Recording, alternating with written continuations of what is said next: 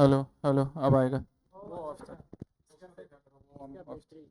Battery सही है, वो ऑफ था। जो रिसीवर है ना, वो रिसीवर ऑफ था। तो जब भी स्टार्ट करो क्लास, दोनों देख लिया। देखो कैमरा की सेटिंग कैसे करना बता दिया उसको। लाइव है क्लास बाद में। Hello dear online students, am I audible now? Am I audible? तुमको तो ऑडिबल होगा ही, यहां बैठ के सर हिला रहे हो। Now everything is fine. तो मैं कुछ और कह रहा था। मैं क्या कह रहा था? देखो मैं ये कह रहा था कि अभी मैं आपको केस स्टडीज कराऊंगा। कल मैंने एक केस स्टडी कराया है ना, आज मैं आपको 5 केस स्टडी कराने की कोशिश करूंगा। और 5 केस स्टडी ऐसे हो पाएगा कि आज हमारे पास डॉक्यूमेंटेड फॉर्म में, बोर्ड पे लिख के तो हार्डली 2 करा पाएंगे, है ना, क्योंकि लिखवाने में टाइम लगता है। 20 मिनट तो एग्जाम में लिखने में ही लगता है। ठीक है, जल्दी जल्दी जल्दी जल्दी समझाने में और लिखवाने में तो ऐसे ही 2 से ज्यादा नहीं हो पाएगा। तो अगर पॉसिबल है तो 5 केस सीरीज आज करा देंगे, और केस स्टडीज सॉरी, और 5 का डॉक्यूमेंट बना के मैं ले आया हूँ आपके लिए। मैं ये कहना चाह रहा था कि मैं पढ़ता था, नोट्स बनाता था, तो अपने सारे फ्रेंड के साथ शेयर कर देता था खुशी खुशी, इवन नोइंग दैट कि वो शेयर नहीं कर रहा है। क्योंकि मैं बचपन में एक मोरालिटी वाली स्टोरी पढ़ी थी, साधु वाली और बिच्छू वाली, और वो मेरे दिमाग में हमेशा के लिए बैठ गया। होता है ना, आप बोलते हो ना कि आप मोरालिटी कहां से सीखते हो। मेरे पिताश्री ने बचपन में मुझे पंचतंत्र पढ़ा दिया। पंचतंत्र नाम जानते हो? पंचतंत्र बाई विष्णु शर्मा। इवन पंचतंत्र की जितनी स्टोरीज हैं, आज एक बहुत अच्छी चीज बताता हूँ, वो स्टोरी छोटी छोटी क्रिस्प होती हैं, उसको समराइज करके आप अपने ऐसे का इंट्रोडक्शन बना सकते हो। समझ में आई बात? है ना। तो उसमें एक स्टोरी था, वही खैर छोड़ो, स्टोरी पे क्या ही जाते हैं कि हर किसी का नेचर डिफरेंट होता है। बिच्छू का नेचर क्या होता था, स्कॉर्पियन का डंक मारने का, है ना, काट लेने का। तो वो साधु उसको रिवर पार कराते थे, वो बीच रास्ते में मार देता था। It's like I am supporting you only, why are you biting me? तो स्कॉर्पियन सेड कि इट्स माई नेचर ओनली। तो मेरा नेचर ही बन गया कि if I am helping any other person by knowing that he doesn't help me back, then also I help. This has become my nature and it is very difficult to change now. मतलब some of my friends object, उसने तेरे साथ ऐसा किया फिर भी help कर रहा है। I am like yes, because this is me, है ना। तो I do not care about this. But हाँ, अभी जो मटेरियल मैं आपके साथ शेयर करूंगा, अगर आप कॉम्पिटिटिव रहना चाहते हो, अगर आप रियलिस्टिक रहना चाहते हो थोड़ा, तो बाकी लोगों के साथ शेयर मत करना जो यहाँ पे क्लास नहीं कर रहे हैं। करोगे तो इसमें मेरा लॉस तो ऑब्वियसली नहीं है। एज ए टीचर मैं जितने लोगों तक पहुंच पाऊं उतना मेरे लिए अच्छा है ना। बट एज ए कॉम्पिटिटर अगर आप देखो तो ये चीजें रियली मैटर करती हैं। और मेरे ही प्रिपरेशन टाइम में 5-6 दोस्त ऐसे रहे हैं कि जिनको सबको मैंने किसी न किसी पेपर हेल्प में हेल्प किया है, और उनका भी कोई ना कोई पेपर स्ट्रांग था जहां मुझे वो हेल्प चाहिए थी, बट वो बिल्कुल नहीं दिए। In fact one of my roommate he became IPS and his score was 107 in GS3, that was highest that year, or my score was 66 in GS3, 41 marks difference. Even being the roommates, he couldn't help me, yeah, even he didn't help me कि हाँ इसमें और extra क्या कर सकते हैं। Initially पता ही नहीं होता कि क्या किया जा सकता है ना। तुमको लगता है कि पढ़ तो रहे ही हैं, आंसर तो लिख ही रहे हैं। खासकर जो वेटरन स्टूडेंट है, 1-2 मेंस 1-2 इंटरव्यू देने वाले, they will connect with what I am saying. जो फ्रेशर है उनके लिए तो जो मैं पढ़ा रहा हूं उतना सफिशिएंट है ना। तो यही चीज आपको भी करना है जो अभी हम लोग डिस्कस करने जा रहे हैं उसके साथ। चलो, बहुत ज्यादा शेयर करोगे तो आपका नुकसान है। हाँ, बहुत कोई खास है तो उसके साथ शेयर कर सकते हो, बट हाँ, this will be really a game changer for you. पहले देखे मेल पहुंचा है कि नहीं पहुंचा है, अदरवाइज गेम चेंजिंग कहां से होगा। मेल ही नहीं दिख रहा। क्या मैं स्पैम में हूं? देखो मैं स्पैम में आ जा रहा हूं, खुद के स्पैम में आ रहा हूं मैं। रिपोर्ट नॉट स्पैम करना पड़ रहा है।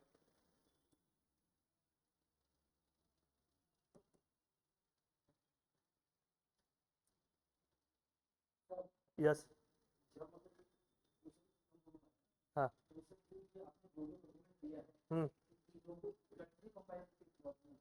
हो जाएगा, डन हो जाएगा, क्या दिक्कत है? नहीं, मैंने पता है तुमको एक साथ इकट्ठा क्यों नहीं दिलवाया, क्योंकि देखो उसमें दो रीजन है, मैं बताता हूँ, है ना। तुमको प्रैक्टिकल चैलेंज भी बताता हूँ, तुमको सारी चीजें बताता हूँ। अब मेरे पास बताने के लिए बहुत कुछ है, वो फाउंडेशन क्लास में टाइम बहुत होता है तो बताता हूँ। बताना मतलब सब्जेक्ट का पढ़ाना नहीं, अदरवाइज भी। अगर मैं तुमको पूरा मटेरियल एक साथ दे दूं, एक साइकोलॉजिकल इफेक्ट आता है कि 125 पेज पढ़ना पड़ेगा। मैंने तुमको थ्योरी थ्योरी दे दिया, you are like 44 pages only.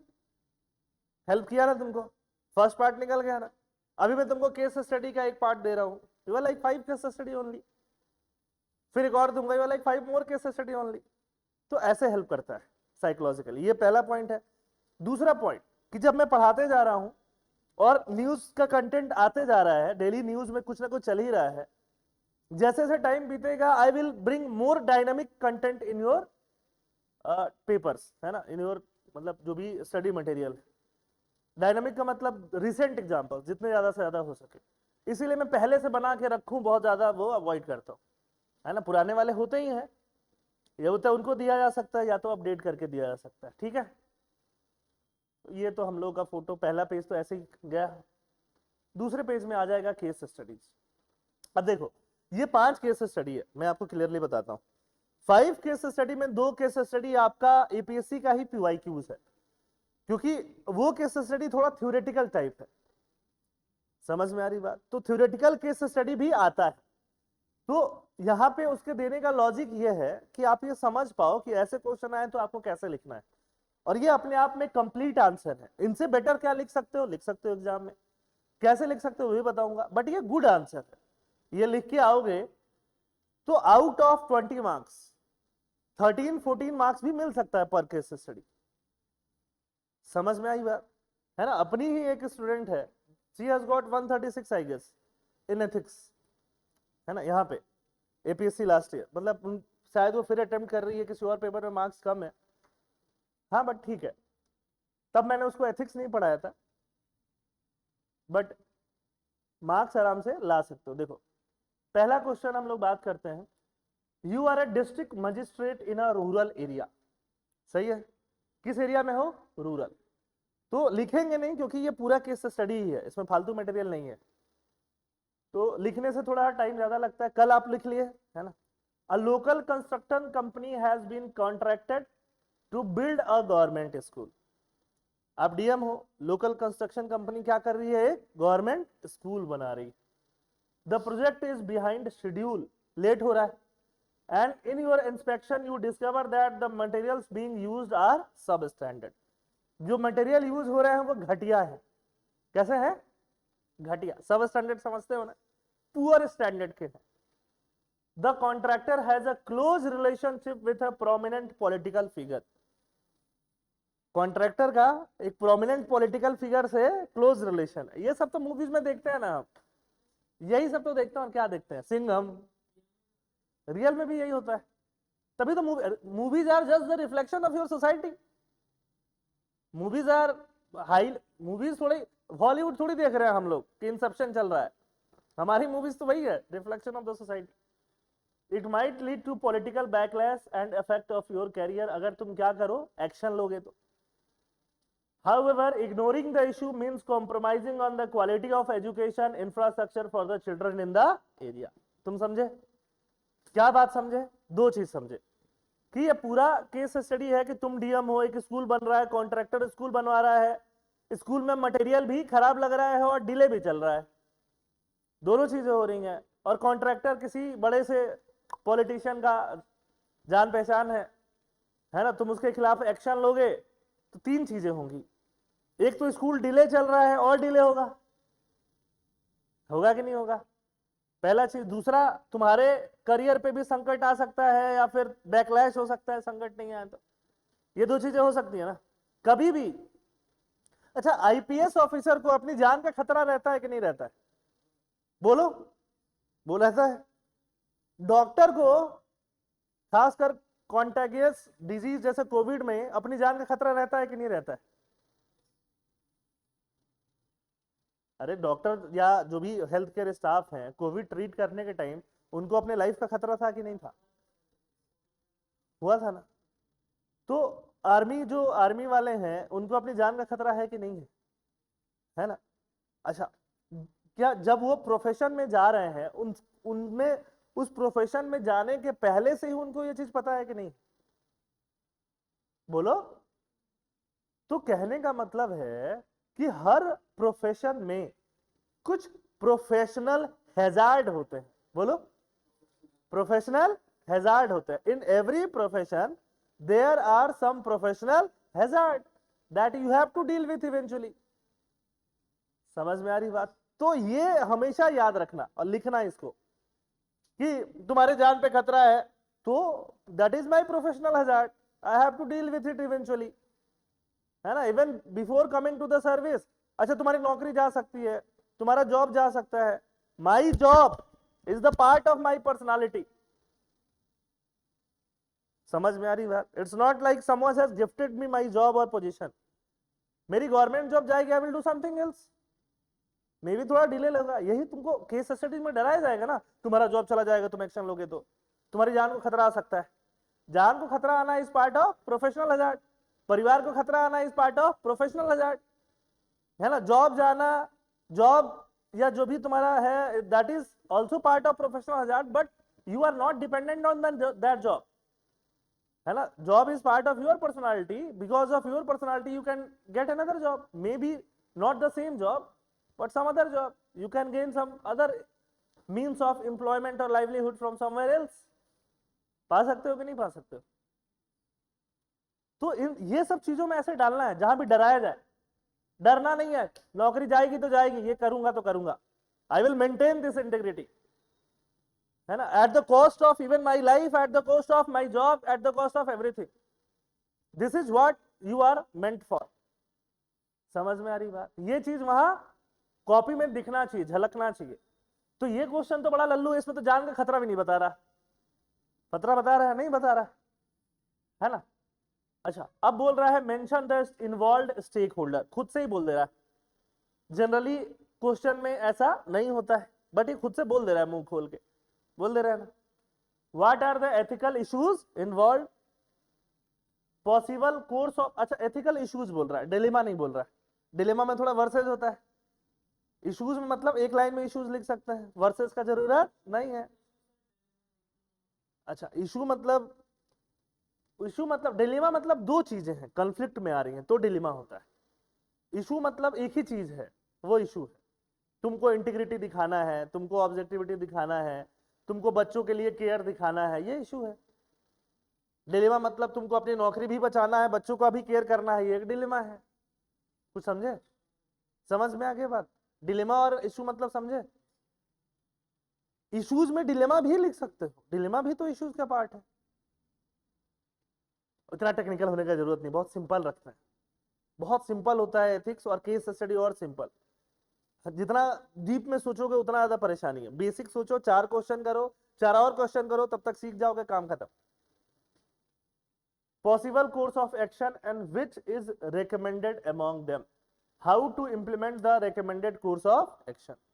ये 4 अपने पास क्वेश्चन है। मान लो 5 मार्क्स के सब है। तो पहले हमने इंट्रोडक्शन स्टार्ट किया।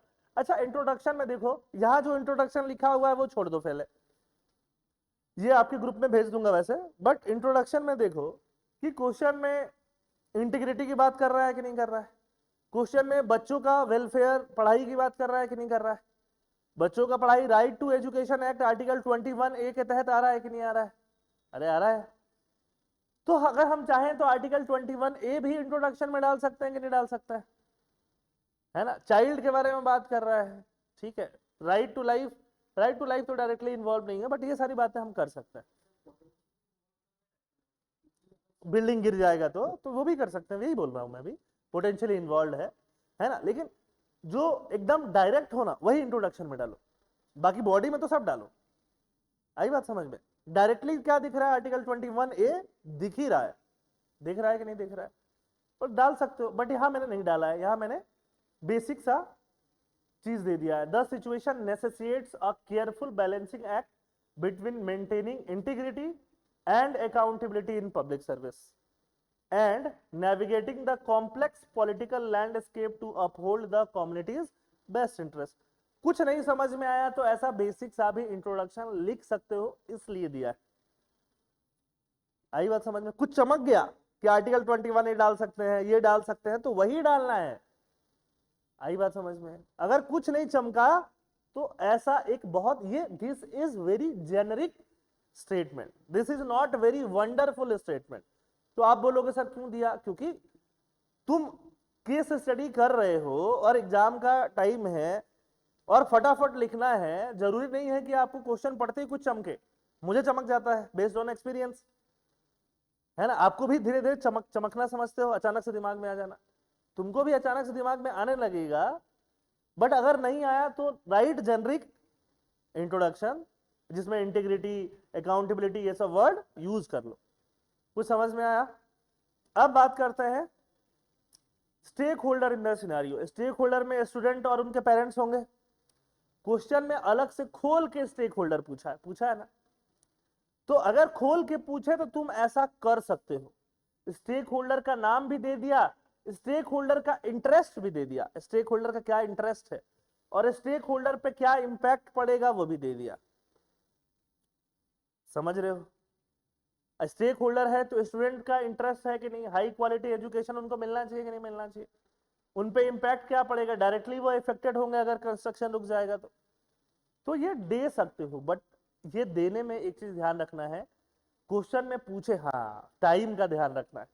क्योंकि मैं अभी देखोगे 8-9 तो सिर्फ यही हो जाएंगे स्टेक होल्डर, इसी में तुम्हारा टाइम निकल जाएगा, है ना। तो कब देना है कब नहीं है तुम्हारे ऊपर है।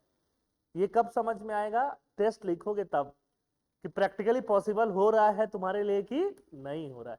अरे बात समझ, कोई दिक्कत? पक्का? Dear online students, are you with me till here? बोलो, उनको बोलना पड़ेगा। वो घर बैठे चाय की चुस्कियां लेके क्लास नहीं देख सकते। उधर तो मुझे दिखता है ना, उनको इधर दिखता है। उनको बोलने से इधर बोलो, इधर तो स्क्रीन है जहां मैं दिखता हूं। एथिकल इश्यूज एंड डिलेमा फिर से समझा दीजिए। 10 बार समझाऊंगा, अभी 10 केस स्टडी करेंगे, हर बार समझाऊंगा। एक ही बार समझा देने से वो फील नहीं उतरेगा, है ना। तो पेशेंस रखो। अरे मैं तो सबसे मुश्किल सब्जेक्ट पढ़ाता था फिजिक्स। ये तो सब सारे सब्जेक्ट आसान है उसके कंपैरिजन में। लोग बोलते हैं ना, अरे ये क्या है, कोई रॉकेट साइंस थोड़ी है। मैं तो रॉकेट साइंस ही पढ़ाता था। समझ में आ रही बात, है ना। Newton second law, Newton third law मिला के रॉकेट साइंस बनता है। बड़े हो तुम इंजीनियरिंग में ना, ठीक है। तो मैं तो रॉकेट साइंस ही समझाता था, तो मेरे लिए तो ये हलवा है हमेशा से। ठीक है, बहुत बढ़िया। चलो, टीचर्स एंड स्कूल स्टाफ का इंटरेस्ट और इंपैक्ट उनका भी होगा। लोकल कम्युनिटी का इंटरेस्ट और इंपैक्ट। लोकल कम्युनिटी का इंटरेस्ट क्या है? Development of educational facilities that benefit the communities children, ये इंटरेस्ट है। इंपैक्ट क्या होगा? Poor school infrastructure reflects negatively on the community and could demoralize resident especially if their children are affected। इससे push और पुल factor create होगा, migration होगा। सब कहानी तो नहीं लिख सकते हो। मैं स्टार्टिंग में पता है क्या करता था, सब कहानी उसी में लिख देता था, बट ये सब नहीं लिखना है, बेसिक्स लिख के निकल जाना है। ठीक है। डिस्ट्रिक्ट एजुकेशन अथॉरिटी, उन पे भी इंपैक्ट पड़ेगा, उनका अकाउंटेबिलिटी लैप्स वैप्स हो रहा है। डिस्ट्रिक्ट एजुकेशन अथॉरिटी, तुम डीएम हो, तुम्हारे नीचे डिस्ट्रिक्ट एजुकेशन ऑफिसर होते हैं कि नहीं होते हैं, है ना। अब देखो, ये तुम्हारे दिमाग में नहीं आएगा स्टेक होल्डर लिखते समय, आएगा ना। ये प्रैक्टिस से ही आता है। तुम बोलोगे सर मैं कैसे आएगा, मैं बोलूं कि मैं ही अवतार हूं, तो ऐसा नहीं है। It's all because of my hard work and my experience. समझ में आ रही बात? ठीक है। और तुम जो मुझे आता है वो मैं तुम्हें सिखा दूं और तुम सीख जाओगे, बड़ा सिंपली सीख जाओगे।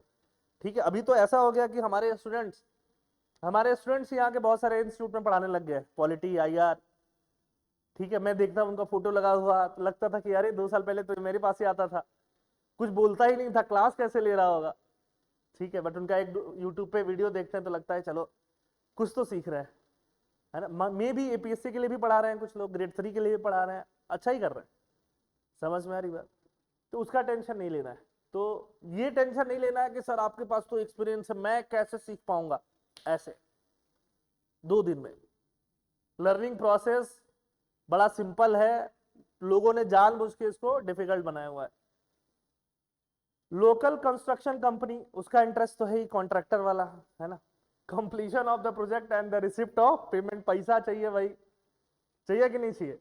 उसका इम्पैक्ट क्या होगा, रेपुटेशन जाएगा तुम एक्शन लोगे तो। प्रोमिनेंट पॉलिटिकल फीवर, उसका भी इंटरेस्ट है, उसका भी इम्पैक्ट है।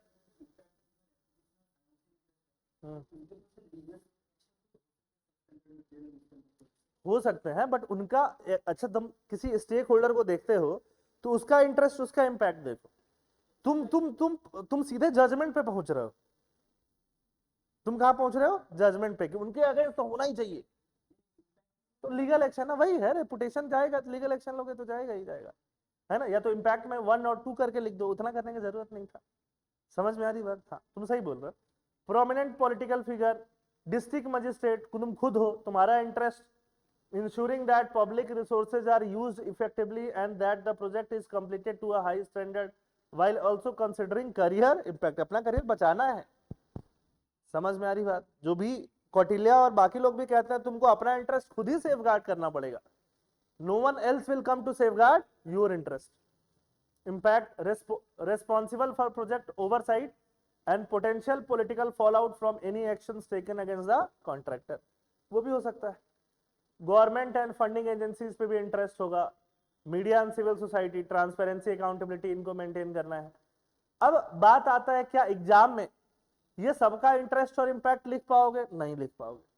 मैंने बस एक हाईलाइट दिखाया है ना, कि खेला जा सकता है, दिस कैन बी डन, है ना। और इवन जहां पे किसी एक केस स्टडी में स्कोप दिख गया और टाइम भी है, जगह भी है, खेल गए, 5 नंबर का जंप देके जाएगा तुमको, क्योंकि पढ़ने वाले को ये मिला ही नहीं होगा अभी तक। मतलब मैं इतने कॉन्फिडेंस के साथ इसलिए बोल रहा हूं क्योंकि 2-3 साल 2 साइकिल में देख चुका है एपीएससी का। यहाँ पे सारे स्टूडेंट देख चुका है जो टॉपर बन रहे हैं, है ना, सेकंड रैंकर, इनफैक्ट टॉप 10 में 3-4 रैंकर मेरे ही पढ़ाए हुए थे लास्ट ईयर भी। तो देख रहा हूं मैं क्या चल रहा है, कैसे चल रहा है ना। आगे चल रहा है, आगे चलते हैं। मतलब it's not like they are bad student और पुअर स्टूडेंट, उसकी बात नहीं कर रहा हूं, बट क्या लिखा जाता है वो तो मुझे दिख रहा है। और जैसे आप लोग आंसर्स लिख के भेज रहे हो ऑनलाइन वाले, है ना, कुछ लोगों के कॉपी चली गई होंगी चेक होके, उनको मिला होगा, कुछ लोगों के मिल जाएगा। एथिकल इश्यूज इन्वॉल्व, अब आते हैं एथिकल इशू इन्वॉल्व पे। इंटीग्रिटी एंड प्रोफेशनलिज्म है ना, उसको हाईलाइट करके इसको एक्सप्लेन कर सकते हो। देखो एक लाइन में एक्सप्लेन कर देना। तुम लोग एक्सप्लेन करते हो तो ये ऐसे बना देते हो, तो ऐसे बना दोगे उससे 2 प्रॉब्लम होगा, ओवर एक्सप्लेनिंग नॉट नीडेड, पहला चीज। दूसरा चीज, वो ज्यादा पेज खींचेगा तो तुम्हारा पॉइंट कम हो जाएगा, पॉइंट कम हो जाएगा, तुम सोचोगे और पॉइंट लेते हैं तो टाइम ज्यादा लगेगा। आई बात समझ में। ये सब चीज बैलेंस करना है।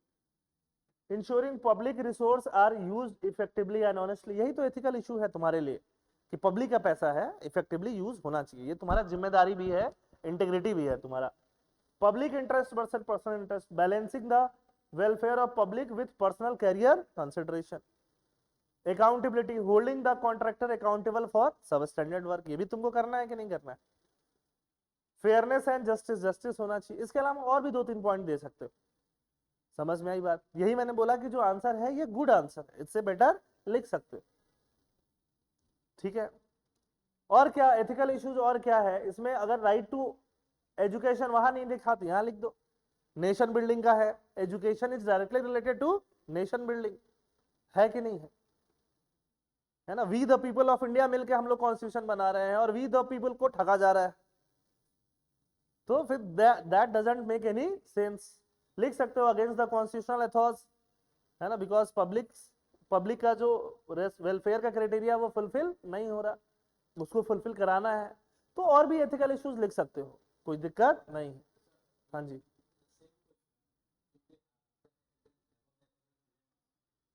एथिकल डिलेमा लिख दो, यही है एक एथिकल डिलेमा, तो यही हो जाएगा सेकंड वाला।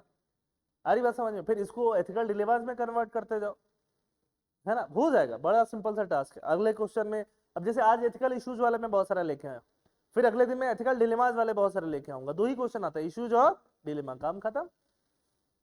आई बात समझ में।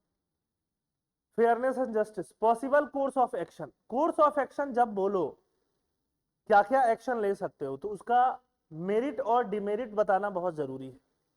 या तो उसको मेरिट डिमेरिट बताओ, या तो उसको प्रोज और कॉन्स बताओ। मैं ये एक्शन लूंगा, उससे ये फायदा होगा, ये नुकसान होगा, या मैं ये एक्शन लूंगा, उससे ये मेरिट होगा, ये डिमेरिट होगा। वही प्रोज और कॉन्स। तो पहला ही इग्नोर कर दो, चलने दो, जैसा चल रहा है चलने दो। इसका प्रोज क्या होगा? Avoid political backlash and potential harm to your career. ठीक है, एक और प्रोज हो सकता है जो यहां लिखा नहीं है मैंने, क्योंकि फिर 250 वर्ड में भी समेटना है। एक और प्रो क्या होगा कि स्कूल जल्दी बन के तैयार हो जाएगा, ऑलरेडी डिले चल रहा है, वो भी तो प्रो है, स्कूल का जल्दी बनना। समझ में आ रही बात? कॉन्स क्या है? Compromise the quality of the school infrastructure which could affect the students education and safety. सही बात है। कॉन्स में और क्या है? Integrity of the institution is getting compromise. Integrity compromise कर रहे हो ना भाई, तुमको पता होते हुए भी छोड़ दे रहे हो, है ना। कॉन्स क्या है? कि तुम ऐसे कॉन्ट्रैक्टर का मोराल और बूस्ट कर रहे हो, this is also a cons. You are boosting the morale of such kind of fraudulent contractor. ये भी यहां पे लिख सकते हो। कुछ समझ में आया? पक्का? ये स्टैंडर्ड है। Report the issue to higher authorities, ये भी कर सकते हो। Address the problem officially and maintains transparency. Cons में delay the project further and lead to political repercussion. तो इसमें इस कॉन्स में दो कॉन्स एक साथ है। में डिले द प्रोजेक्ट एक कॉन्स, और further delay of political repercussion दो कॉन। एग्जाम में लिखोगे तो इसको फर्स्ट और सेकंड बना के लिखो। एग्जामिनर को दिखाओ, देख ज्यादा पॉइंट्स लिखे। एग्जामिनर को कभी भी लाइफ में एक चीज याद रखना, ये पर्सनल एडवाइस है ना। Yesterday I became 33 year old. तो पर्सनल एडवाइस यही है, काम करना इंपॉर्टेंट है, अच्छे से करना, इंटीग्रिटी से करना इंपॉर्टेंट है, बट पर्सनल वेलफेयर के लिए काम को दिखाना और ज्यादा इंपॉर्टेंट है। समझ में आई बात? अगर तुम आंसर लिख दो, क्वालिटी आंसर लिखो, बट ढंग से नहीं लिखो, दिखे नहीं वो, तो मार्क्स नहीं मिलेगा, सेलेक्ट नहीं होंगे। यहां भी सच्चाई है। ऑफिसेज में भी जाओगे, काम करो, और वो काम लोग देख नहीं पाए, तुम्हारे सुपीरियर नहीं देख पाए, जनता नहीं देख पाए, रिकॉग्नाइज नहीं होगे, तो अच्छा प्रमोशन नहीं मिलेगा। समझ में आई बात? है ना। अपने अपने स्पाउस को बहुत टाइम दो, प्यार करो, लेकिन अगर दिखाओ नहीं, बार बार बताओ नहीं कि आई लव यू, तो फायदा नहीं होगा। वहां भी काम दिखाना भी जरूरी होता है। तो वैसे ही अगर इसी में मैंने 2 पॉइंट लिख दिए, उसका बहुत फायदा नहीं होगा। अलग अलग तोड़ के 2 पॉइंट लिखना है। कुछ समझ में आई बात? ठीक है, मैंने थोड़ा अपना एफर्ट बताने के लिए ऐसा कर दिया है, फटाफट लिख के तुम्हारे लिए मटेरियल तैयार हो जाए। ठीक है। डायरेक्टली कन्फ्रंट द कॉन्ट्रैक्टर, ये भी कर सकते हैं, कर सकते हैं कि नहीं। Immediate action might improve the quality of the material used. वो डर जाए, बोले कि नहीं मैं अभी करा के देता हूं, करा के देता हूं, ऐसा होगा कि नहीं होगा? ठीक है। कौन सा वही है कि चला जाएगा पॉलिटिशियन के पास, बैकलैश होगा। Seek a compromise, balance between getting better material and managing political relation. प्यार से गए, पॉलिटिकल रिलेशन के साथ बैठ गया कि देखिए क्वालिटी उतना अच्छा नहीं, थोड़ा इंप्रूव करा दीजिए प्लीज, मतलब थोड़ा ऐसा type. Cons may not fully resolve the issue, है ना। मान लो तुम प्यार से जाके बोलो, तो जरूरी नहीं है कि फुली इशू रिजॉल्व हो जाए। मैं पहला क्या करता, अगर मैं वही होता, यहाँ पे तो कुछ अप्रोच हम लोग लेंगे तो अलग तरह से ले रहे हैं, मैं अगर वहां होता तो मैं पहले ये वाला काम करके देखता, प्यार वाला। ठीक है, अगर इससे काम हो रहा है तो ठीक है, अदरवाइज फिर मैं क्या करता, रिपोर्ट वाला काम करता हायर अथॉरिटीज को कि ये काम गलत कर रहा है। देखिए आप लोग, नोटिस में आ जाता है, सबके ऑफिशियल डॉक्यूमेंटेशन में आ जाता है ना। मैं बोल देता कि तुमको समझाया था पहले प्यार से, नहीं समझे तो भुगतो। यही करता ना, और क्या करता। ऐसा भी हो सकता है कॉन्ट्रैक्टर सही काम कर रहा है, उसने अपने अंदर आदमी लगा रखो, वो अच्छा काम नहीं कर रहा, ऐसा हो सकता है कि नहीं। इसीलिए प्यार से समझा देने से कई बार काम हो जाता है। आई बात समझ में? तो ये अप्रोच तुमको लाइफ में अडॉप्ट करना है। कम्युनिकेशन हमेशा होना चाहिए, लैक ऑफ कम्युनिकेशन कभी नहीं होना चाहिए लाइफ में कहीं भी, चाहे तुम अपने प्रोफेशनल वर्क में, चाहे अपने पर्सनल वर्क में। 90% प्रॉब्लम का जड़ होता है lack of communication. Communication gap होगा तो प्रॉब्लम आने शुरू हो जाएंगे। आई बात समझ में? Recommended course of action, most ethical course of action क्या होगा? Report to issues to higher authorities and ensure that the project is completed with the proper material. Higher authority के एस्केलेट कर दिया, फिर उससे क्या होगा? फिर उससे सब लोग डर जाएंगे, फिर सब लोग अपना बेस्ट देने की कोशिश करेंगे। This actions align with the principle of integrity. तुम अकाउंटेबल भी रहे, तुमने अपने हायर अथॉरिटी को रिपोर्ट किया तो तुम क्या हो? अकाउंटेबल भी हो, एंड पब्लिक इंटरेस्ट भी फुलफिल हो रहा है, और क्या चाहिए, है ना। और बाकी बात रही तुम्हारे करियर की, तुम्हारे लाइफ की, तो that is part of professional hazard, है कि नहीं है? उसको थोड़ी देखेंगे, वो तो करना ही पड़ेगा। You have to take tough actions, लेना पड़ेगा कि नहीं लेना पड़ेगा। Steps to implement the recommended action. अब ये रिकमेंडेड एक्शन कैसे लोगे? डॉक्यूमेंट द फाइंडिंग, जो तुमको खराब मटेरियल मिला उसका वीडियो बनवाओ। नहीं बनवाओगे? दिखवाओगे, देखो ये मटेरियल टूट रहा है, ऐसे मार के दिखवा रहे हो, फोटो खिंचवा रहे हो, आई बात समझ, है ना। वहां पे उसका जो भी डेटा, साइंटिफिक डेटा है ना, जो मिस्त्री वगैरह जमा करेंगे, या वहां पे जो सिविल इंजीनियर होगा वो जमा करेगा कि ये कितना सीमेंट मिला हुआ है, कितना बालू मिला हुआ है, कितना का रेशियो होना चाहिए था और कितना रेशियो है, आ रही बात समझ में? वो भी क्या हो जाएगा?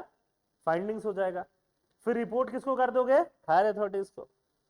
फिर engage with other stakeholder, communicate with the local community and the school administrator to keep them informed about the steps being taken. लोगों को बता दो कि देखो प्रोजेक्ट डिले हो रहा है, बट क्यों डिले हो रहा है ना। कम्युनिकेट नहीं करोगे तो लोगों को पता नहीं चलेगा कि ये उनके साथ मिला हुआ कि क्या कर रहा है। पीपल को कॉन्फिडेंस में लेना इज इंपॉर्टेंट, और उससे तुम्हारा वर्क का ट्रांसपेरेंसी भी तो दिखता है। Communication is equivalent to transparency, है कि नहीं? तो तुम जब भी ट्रांसपेरेंसी, अकाउंटेबिलिटी, इंटीग्रिटी, रेस्पॉन्सिबिलिटी, इन सब चीजों पे एडहियर कर रहे हो तो अच्छा ही कर रहे हो, आई बात समझ में? और ये सब चीजें इसमें लिखना है, जैसे इसमें कहीं अकाउंटेबिलिटी मैंने डाल दिया, उसको अंडरलाइन करना है, कहीं इंटीग्रिटी लिखा उसको अंडरलाइन करना है, कहीं ट्रांसपेरेंसी लिखा उसको अंडरलाइन करना है। मतलब दिखाना है कि मैं ये इंटीग्रिटी, ट्रांसपेरेंसी, अकाउंटेबिलिटी, रेस्पॉन्सिबिलिटी, इन वैल्यूज को एडहियर कर रहा हूं while maintaining the case study. आई बात समझ में? यहां पे अंडरलाइन नहीं है बट करना है। Monitor the progress. अच्छा तुम्हारा काम हो गया, सीनियर को देखकर भूल जाओगे कि मेरा काम तो हो गया, ऐसा करोगे क्या? नहीं करोगे।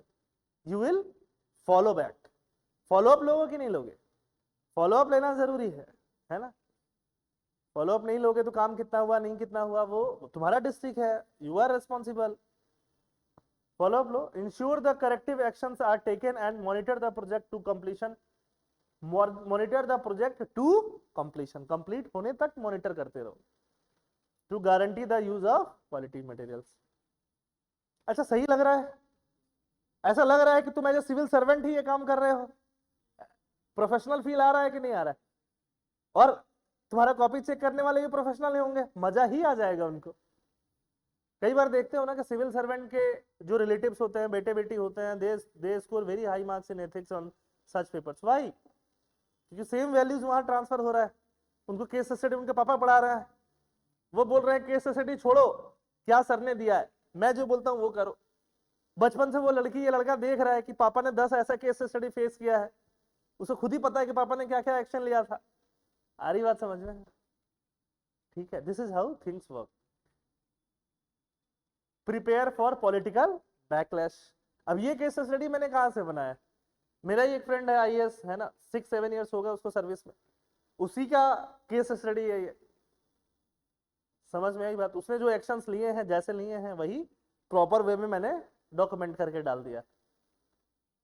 आई बात समझ में? ठीक है। हाँ ऑब्वियसली नाम वाम देगा तो अच्छा नहीं रहेगा, नाम दूंगा तो न्यूट्रल नाम देना पड़ेगा, है ना, कि मतलब जिससे कोई रिफ्लेक्ट नहीं हो। ठीक है, जैसे नीतीश कुमार नहीं।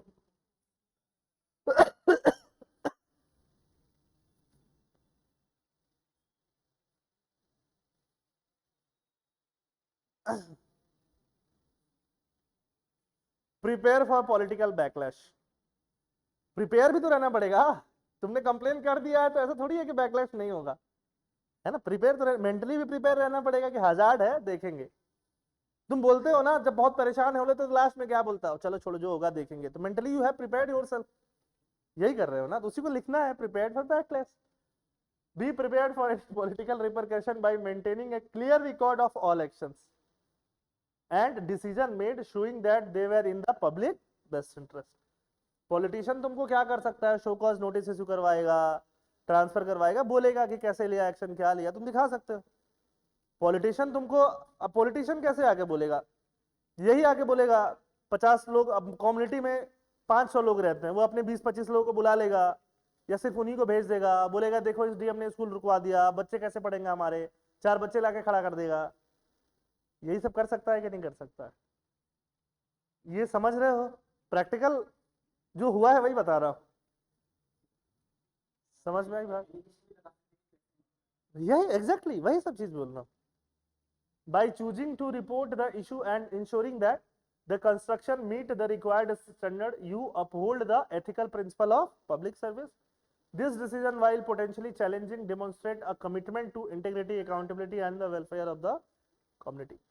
या यहाँ पे डाल सकते हो, मतलब वेलफेयर स्टेट वाली बात डाल सकते हो, जस्टिस वाली बात डाल सकते हो, प्रियम्बल है ना, डीपीएसपी, ये सब चीजें भी डाल सकते हो। ठीक है, इसमें इस पूरे आंसर में कहीं भी मैंने कॉन्स्टिट्यूशन का यूज नहीं किया, बट आपको करना है। Make sure in your every answer there is use of preamble, there is use of DPSP, there is use of some constitutional articles, some acts. Some act भी तो होता है ना, इतना एक्ट बना के रखी है पार्लियामेंट, इतना एक्ट बना के रखा है Assam legislative assembly, you have to use those acts. इस क्वेश्चन में कहीं भी दिक्कत हो तो मुझे बताओ। इफ यू फील, अच्छा, जो लोगों को टफ लगता था केस स्टडी, वो लोग मुझसे पहले बात करो, ऑनलाइन ऑफलाइन मिला के। डू यू फील कि आपको अभी भी प्रॉब्लम लग रहा है? लग रहा है, इट्स ओके। हाँ बोलो।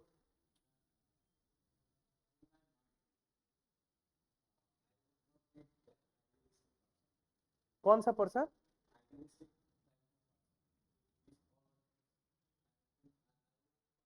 हिंदी बोल लो ना, हिंदी बोल लो, कोई दिक्कत नहीं। हिंदी, और हिंदी इज पुअर तो इंग्लिश में बोलो। हाँ।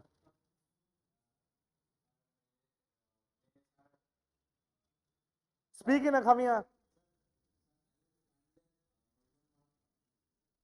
मध्यम Marg park, what you have done, what you would have done, बताओ।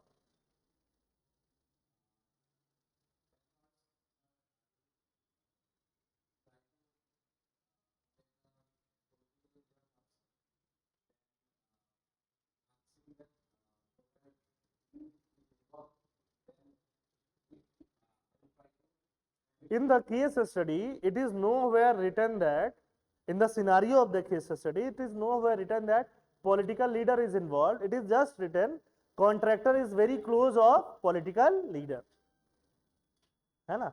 So you, now obviously you could have taken that step also. That is what I am saying. First, you could have met the contractor and you might have told about the scenarios on the ground, that the quality material is not being used, and then after that you might have escalated that matter to the superiors.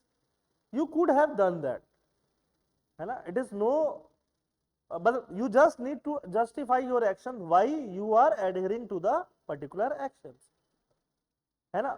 If you have done this, you could have, you can use the argument like, है ना, कि first thing you can use, the above step will fasten the process first, and it will ensure the speedy development or speedy development of the school, है ना? Second part, third part, है ना, it might be possible that the contractor was also ill informed or misinformed about the quality of school material, he might improve. So that's why you have मतलब कि contracted the contractor first. You could have used these kind of arguments, है ना? It is बिल्कुल open ended, it is quite open ended to practice or to approach a test series. That's why initially only I said this is not the best way. There can be a better way than this way, or there can be a better way of answering that this way, but this is one of the standard way of answering, है ना? समझ में आ रही बात? Okay.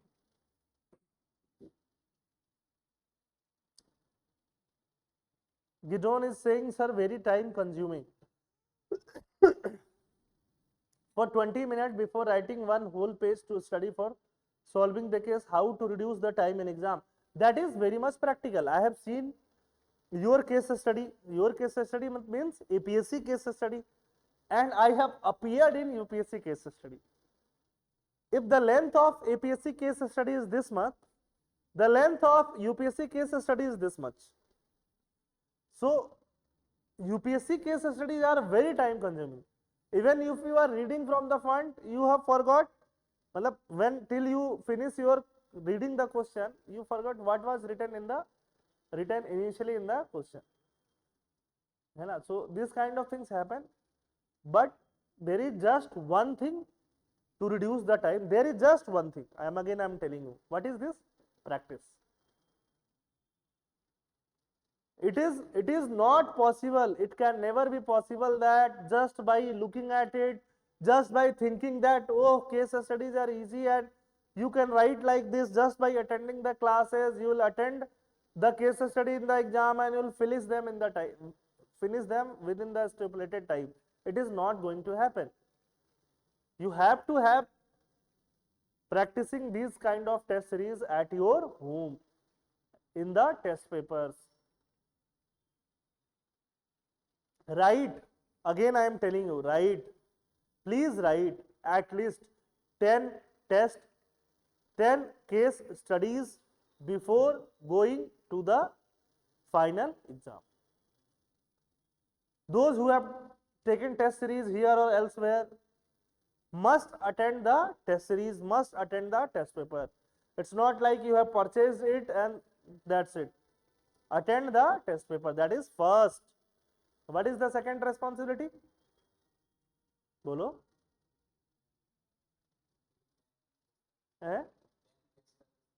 10 case studies. No, the test papers, if you are attending test papers, 6 and 6, 12 case studies are already covered. In the test papers only you will realize how to approach the case studies. Otherwise, how will you realize that? And the next test paper is ethics only. है ना? है कि नहीं है? So ठीक है. Only GS3 was lacking whenever you are approaching the GS3 test. Otherwise, we are already on the disposal. GS2 में भी पॉलिटी पढ़ के बैठे रहते हो.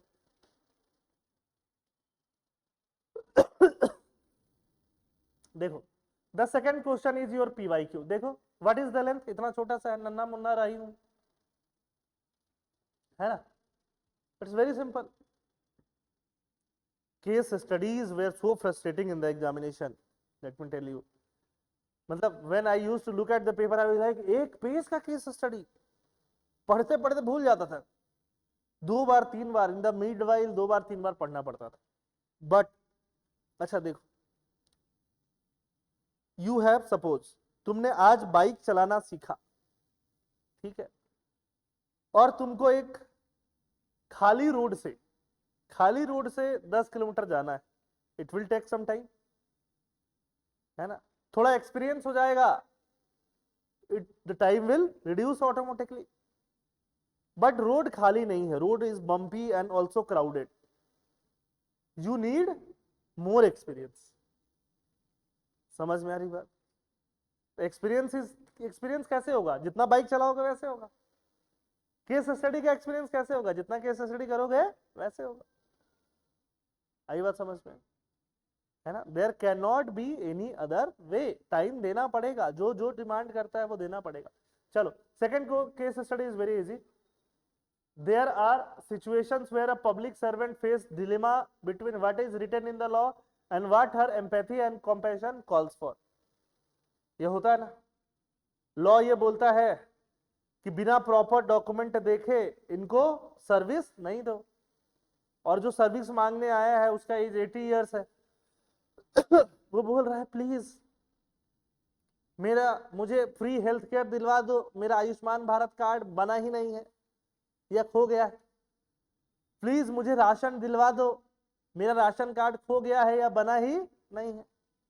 होता है कि नहीं होता है ऐसा? समझ में आ रही बात? हाउ, तो उसमें डिलेमा आएगा कि नहीं आएगा? Dilemma between two values, compassion, integrity, compassion, integrity, compassion. What should she prioritise, discuss with suitable example. तुमको क्या प्रायोरिटाइज करना होगा, discuss with suitable example, that is the your one of the PYQs। ये इसलिए दिया है क्योंकि डिलेमा के ऊपर क्वेश्चन हमेशा दिया जाएगा एग्जाम में, इसीलिए ये वाला PYQ मैंने उठाया। बिना डिलेमा के केस स्टडी या फिर एथिक्स पेपर कंप्लीट ही नहीं होगा। तो अप्रोच क्या करोगे, पहले तो अंडरस्टैंड द लॉ, तुमको लॉ पता होना चाहिए कि लॉ क्या कहता है ना, लॉ में सारे रूल रेगुलेशन तुमको अच्छे से पता होना चाहिए, ये सब चीज लिखना है। सेकंड क्या करोगे, इवेलुएट द सिचुएशन, सिचुएशन को इवेलुएट करोगे कि सिचुएशन कितना ग्रिम है, अभी अर्जेंसी है कि अर्जेंसी नहीं है ना, evaluating the situation.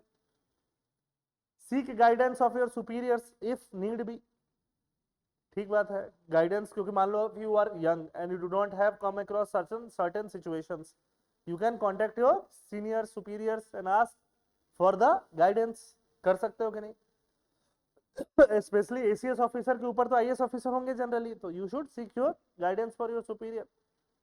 Prioritise public interest, public interest को क्या करो, प्रायोरिटाइज करो कि हाँ पब्लिक इंटरेस्ट में अगर कुछ काम करना है तो करो। Transparent decision making, whatever decision you are going to take, that should be transparent, visible to all, why you are taking that decision, that should be known to all। Long term perspective रख के, खाली short term perspective से काम नहीं चलेगा, ये सब चीजें सोचनी है। These things have to kept in mind while resolving any ethical dilemma in your professional office। समझ में आ रही बात, वहां प्रोफेशनलिज्म ड्यूटी कुछ और बोलता है, पेपर वर्क लाओ, और कंपैशन या एम्पैथी कुछ और बोलता है।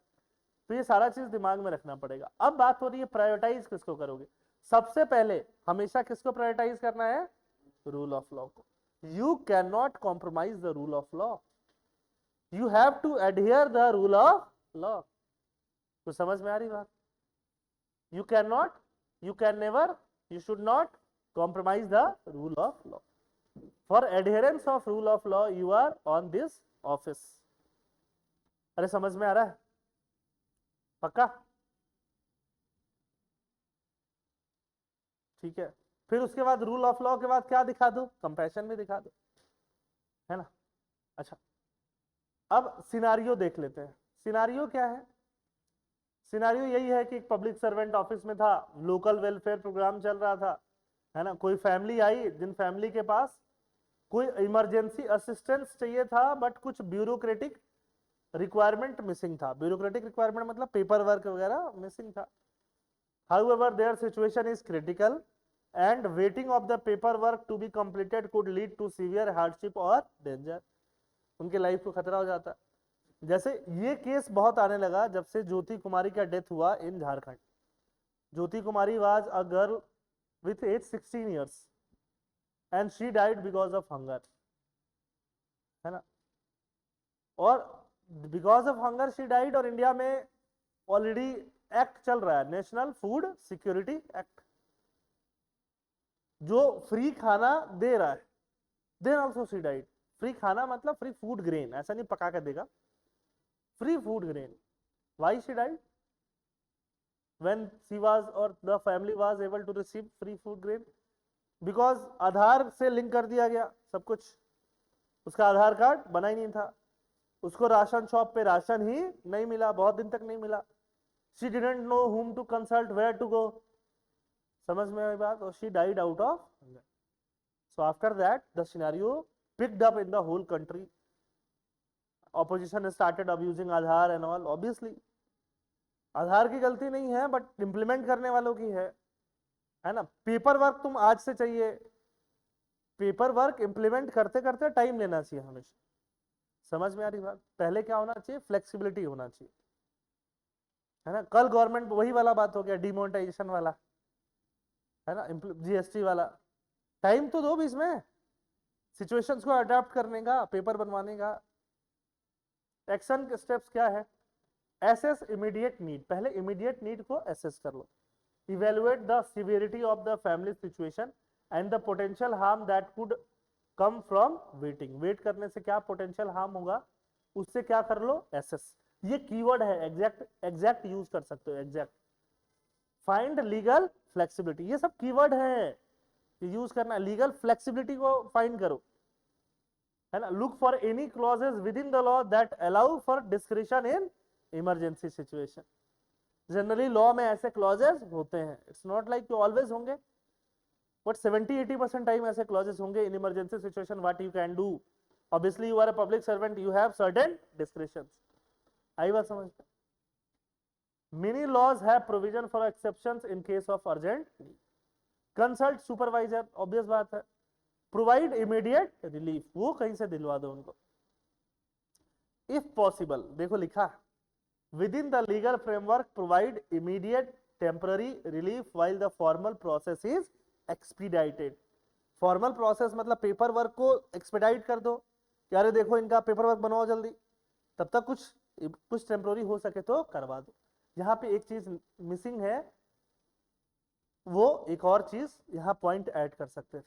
अगर फॉर्मल लीगल फ्रेमवर्क में पॉसिबल नहीं है और कोई एनजीओ कर सकती, आई बात समझ में? कौन कर सकता है? एनजीओ के थ्रू करवा दो। अगर लीगल फ्रेमवर्क में पॉसिबल नहीं है तब, आई बात समझ में, है ना? फिर डॉक्यूमेंट एंड जस्टिफाई, लास्ट में डॉक्यूमेंटेशन तो चाहिए ही और जस्टिफाई तो करो। तुमको समझे में आ रही बात? पूरा प्रैक्टिकल चमक रहा है कि कैसे कैसे तुम करते, तुम अगर एसीएस ऑफिसर होते तो। यही तो बात है, लॉ कॉम्प्रोमाइज नहीं होना चाहिए, बाकी करो जो करना। तभी तो स्टेप बाय स्टेप लिखा गया है ना, अदरवाइज स्टेप बाय स्टेप जाने की क्या ही जरूरत होती क्या? नहीं होता ना। आउटकम क्या है? The public servant find a clause that allows for emergency aid, ये तो होता ही है ना, ठीक है। In preserving dilemma between the law and compassion, public servant should aim to adhere to the law while interpreting it in the most human way possible. Law पे ही फोकस करना है, बस उसका इंटरप्रिटेशन ह्यूमन वे में होना चाहिए, है ना। लॉ क्या है? रिटन चीज है, रिटन चीज का इंटरप्रिटेशन होता है ना। सेम सेंटेंस तुम कुछ और इंटरप्रेट करोगे, मैं कुछ और इंटरप्रेट करूंगा। समझ में आ रही बात? इन द पब्लिक बेनिफिट में होना चाहिए। समझ में आ गया? ट्रांसपेरेंसी, कंसिस्टेंसी, सब कीवर्ड। इसमें अंडरलाइन करने का मुझे टाइम नहीं मिला, सब नहीं तो कीवर्ड मैं अंडरलाइन करता, आपको एग्जाम में करना है। और इसमें ऑब्वियसली वर्ड लिमिट ब्रीच है, थोड़ा सा वर्ड लिमिट और कम करोगे, इसमें होगा 300 से ऊपर ही होगा, 350 तक होगा। आप कितना लिखोगे? 250 वर्ड लिखोगे, 270 लिखोगे, उससे ज्यादा टाइम भी नहीं है, कहां से लिखोगे? What is the importance of description for a civil servant, ये भी आपका पीवाईक्यू है। पहले सेकंड क्वेश्चन में कुछ डाउट हो तो बताओ, मुझे 5 क्वेश्चन सॉल्व कराने हैं। लेट्स सी, 2 क्वेश्चन तो हो गया 1 घंटे के अंदर, 2 और कर देंगे। समझ में आ रहा है? पंखा बताने जा रहे हो? अच्छा बता लो। पंचायत देखते हो ना तुम लोग?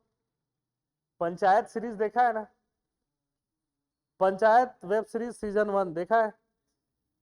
चक्का वाला कुर्सी नहीं देखा है?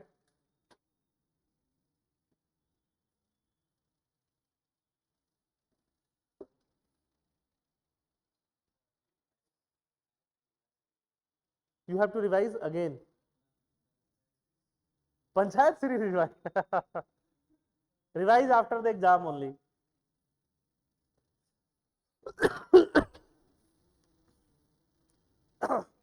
Are you well versed in Akhamiya? Are you well versed in Akhamiya? Yes. You can speak Akhamiya fluently. Speak then. Speak 2-3 sentences.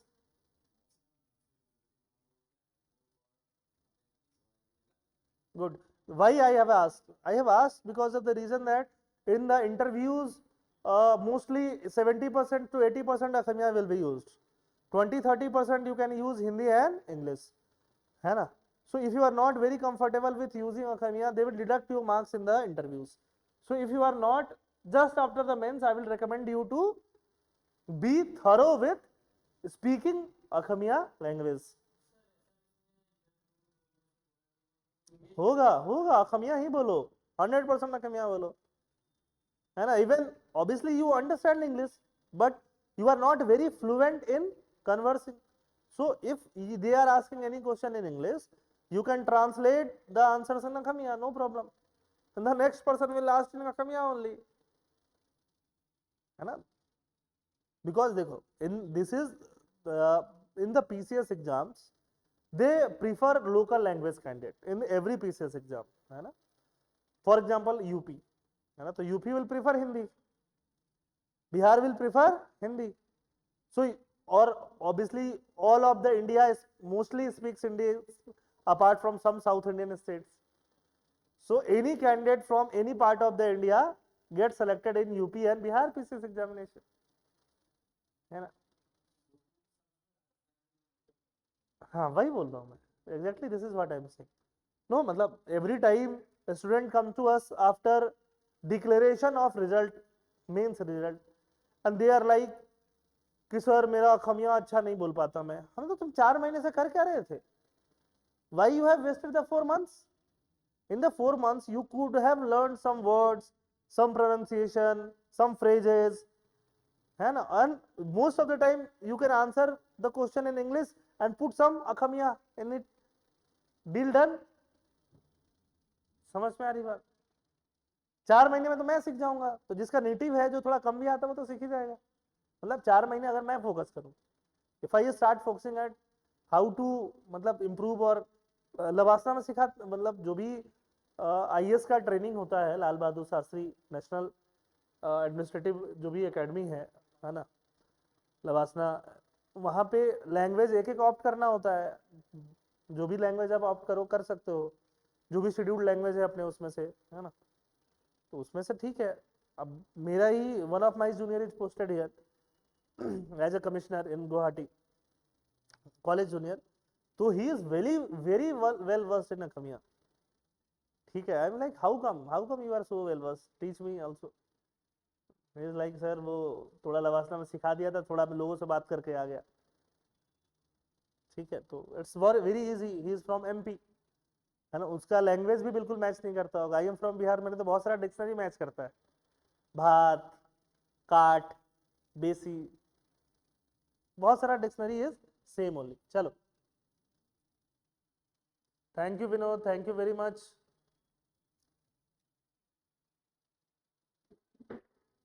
And happy birthday Vinod. चलो डिस्क्रिप्शन की बात करते हैं. What is description? डिस्क्रिप्शन का मतलब कल ही बताया था, परसों बताया था. डिस्क्रिप्शन मतलब अपनी मर्जी से कुछ कर पाओ तो वो क्या है? डिस्क्रिप्शन है. बट डिस्क्रिप्शन है और अकाउंटेबिलिटी नहीं है तो करप्शन है. बट डिस्क्रिप्शन होना क्यों जरूरी है, इसके ऊपर वाले क्वेश्चन में ही देखा, अदरवाइज वो फैमिली प्रॉब्लम में आ जाते कि नहीं आ जाते. तो डिस्क्रिप्शन का होना तो जरूरी है. अच्छा, डिस्क्रिप्शन नहीं होगा तो इनोवेशन होगा क्या? इनोवेशन नहीं होगा. डिस्क्रिप्शन नहीं होगा तो क्लर्क ही बना दो ना फिर. समझ में आ रही बात? अच्छा, डिस्क्रिप्शन नहीं होगा तो बहुत सारा डेडलॉक आ जाएगा कि नहीं आ जाएगा, जहां पे लॉ साइलेंट है ना. नया सिचुएशन को जाएगा, ऑफिसर्स लाइक हमें क्या पता, हमारे पास तो पावर ही नहीं नया सिचुएशन में, तब कौन डील करेगा. समझ में आई बात? तो डिस्क्रिप्शन का होना तो इंपॉर्टेंट है. बस अपैथी और हो जाएगा. डिस्क्रिप्शन अगर नहीं होगा तो और ज्यादा अपैथी हो जाएगा. ये टूटा है, टूटा रहने दो, मुझे क्या, मेरे पास थोड़ी पावर है. What is the importance of description? समझ गए? यही तो है. For a civil servant, discuss some of the areas where you as a civil servant might have to exercise discretion. Do you think that discretion also increases the possibility of corruption? ये तो बोलता ही है second year से, critically examine. ये क्या है? तुम्हारा case study है. ये फर्स्ट पार्ट में आना चाहिए था, है ना. बट अच्छी बात ये है कि 10 मार्कर नहीं है, 20 मार्कर है, तो बढ़िया है, लिखो फिर. सही बात है कि नहीं? हाँ जी. देयर विल बी सम, देखो यहाँ पे दिया नहीं था. sometime they will give you the division of marks, sometime they will not give you the division of marks, but always remember that every part has some marks, so you need to answer every part. भले ही थोड़ा कम कम लिखो, अगर suppose you are having the crisis of time, है ना, so do not make a mistake of addressing the first part and leaving the other two parts. It will be better if you address the first part in 2-3 points, second part in 2-3 points, and third part in 2-3 points, rather than addressing first part in 6-7 points and leaving the entire question. आ रही बात समझ में? Because the marks will be given point wise, part wise. है ना. This is the practical wisdom that I am giving it to you. Discretion is the authority granted to civil servant to make decision within the bound of their duties. Discretion is the authority granted. बोलो, authority granted. It is crucial for the effective and responsive function of public. Responsive. Discretion नहीं होगा तो response slow हो जाएगा. खैर ये मैंने introduction में डाल दिया, लेकिन फीचर्स में डाल सकता था. Here are key reason why discretion is important for civil servant. Flexibility and responsiveness. सही है कि नहीं? ऐसे ही लिखना है कीवर्ड. ये कीवर्ड लिख दिया. देखो ये थोड़ा मैं ज्यादा एक्सप्लेन कर रहा हूं, इसको तुम एक लाइन में एक्सप्लेन करो. और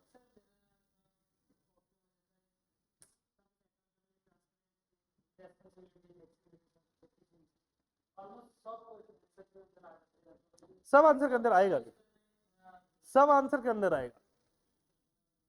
नहीं, सब आंसर के अंदर आएगा. अच्छा, सब में मतलब तुम समझते हो सबका? हाँ तो बस ठीक है, उसको यूज करो. ये सब आंसर के अंदर आएगा ही आएगा. सब क्वेश्चन नहीं, सब क्वेश्चन में आएगा. सब को हाँ, हर क्वेश्चन में लिख सकते हो. मतलब नहीं, उसका यूज अलग तरीके से है ना. तुम हर क्वेश्चन के अंदर लिखो, बट उसका यूज क्या है, लिखने का तरीका वो अलग तरीके से. You have limited keywords, you have 20-25 keywords. और भी कीवर्ड है, न्यूट्रलिटी, ऑब्जेक्टिविटी, इम्पार्शियलिटी. तो ये सब कीवर्ड यूज करने ही करने हैं. कंपैशन, एम्पैथी, अपैथी, है ना. You have to use all those keywords that have been taught to you in the first part, and most of the keywords will be repeated question to question wise. Obviously case study से case study keyword तो repeat होंगे ही होंगे. समझ में आ रही बात? इनफैक्ट फर्स्ट पार्ट में भी जो होगा वो भी कीवर्ड्स रिपीट हो सकते हैं, है ना. तो you do not have to worry about that. कि उसमें भी ट्रांसपेरेंसी लिखा है, इसमें भी, तो ट्रांसपेरेंसी दोनों के लिए इंपॉर्टेंट है. आ रही बात समझ में? है ना. और उसमें तुम ऐसा भी नहीं कर सकते हो कि तुम दूसरा कोई सिनोनिम्स वर्ड लिख दो ट्रांसपेरेंसी का. नहीं लिखना है, सेम ही वर्ड लिखना है.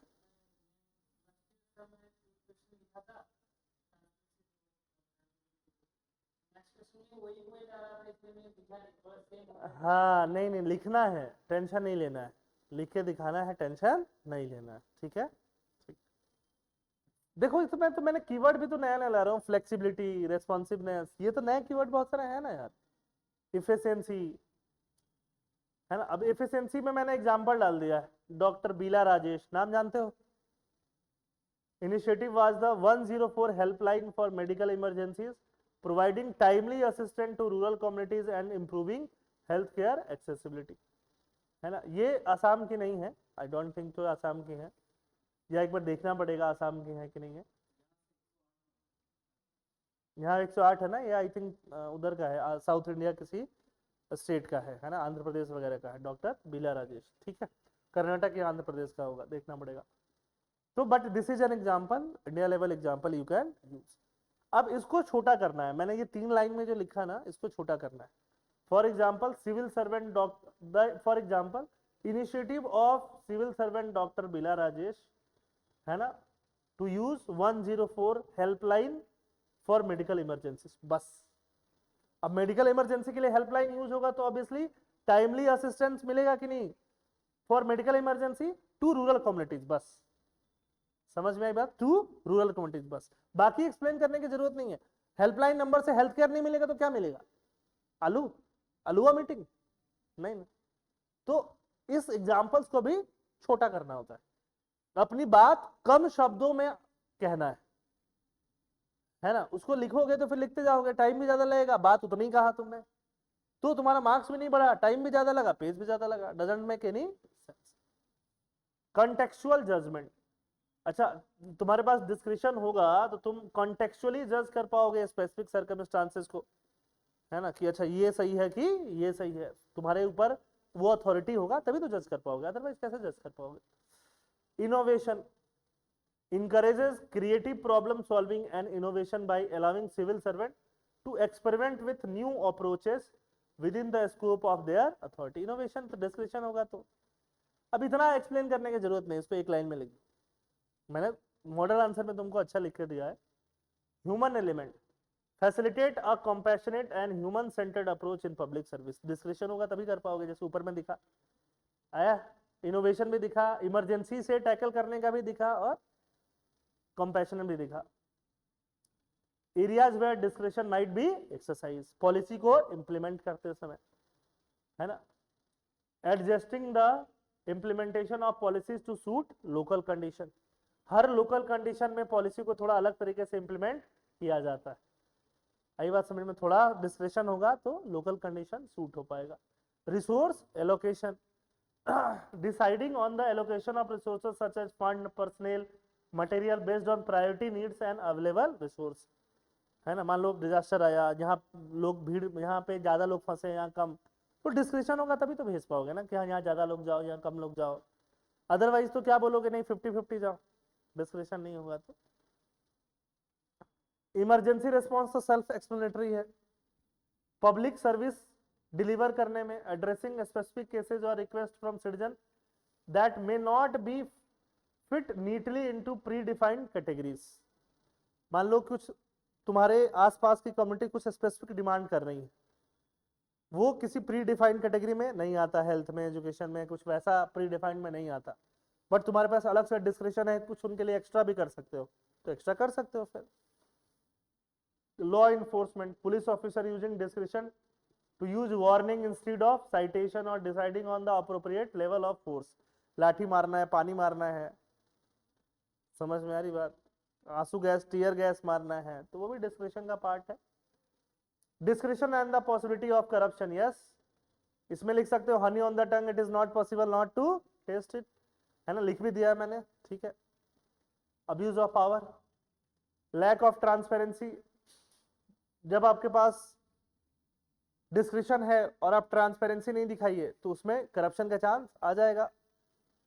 इनकंसिस्टेंट एप्लीकेशन, अभी आपके पास डिस्क्रिप्शन है, अभी आपने कुछ और स्टैंड लिया, अगली बार हो सकता है आपका स्टैंड चेंज हो जाए, क्योंकि क्या है, डिस्क्रिप्शन है। समझ में आ रही बात, है ना। अभी जैसा डिस्क्रिप्शन है तुम्हारा लाइफ में ना, सुबह उठना तुम्हारा डिस्क्रिप्शन है, कभी 7 बजे उठते हो, कभी 12 बजे वही है। अगर डिस्क्रिप्शन होगा, अगर रोज मम्मी उठाएंगी लाठी मार के तो 7 बजे उठोगे, सही बात है कि नहीं। डिस्क्रिप्शन में खाना क्या खाना है तो जो मर्जी वो खाते हो।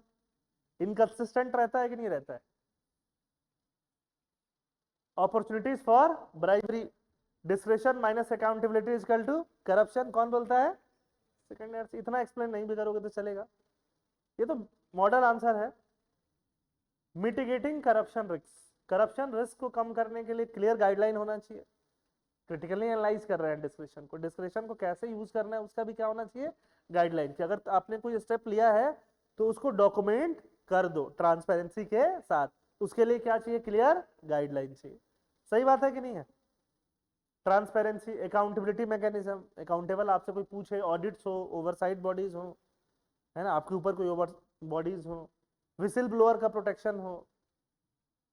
ट्रेनिंग एंड एथिकल स्टैंडर्ड, आपको ट्रेन किया जाए कि कैसे आपको डिस्क्रिप्शन लेना है, लवासना में ट्रेनिंग होती है, यहाँ भी तुम्हारा जो स्टाफ ट्रेनिंग है वहाँ पे क्या होता है, ट्रेनिंग होता है कि नहीं होता है।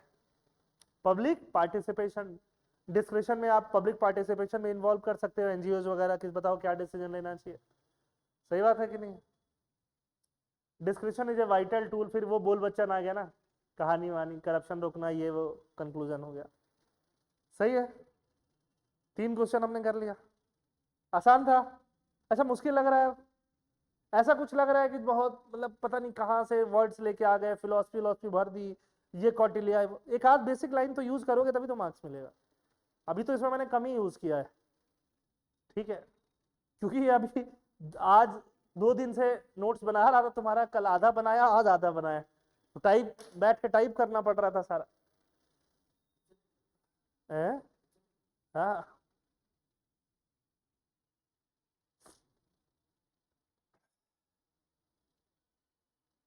अब जैसे पहले वाला केस स्टडी तो लास्ट ईयर भी यूज किया था, है ना।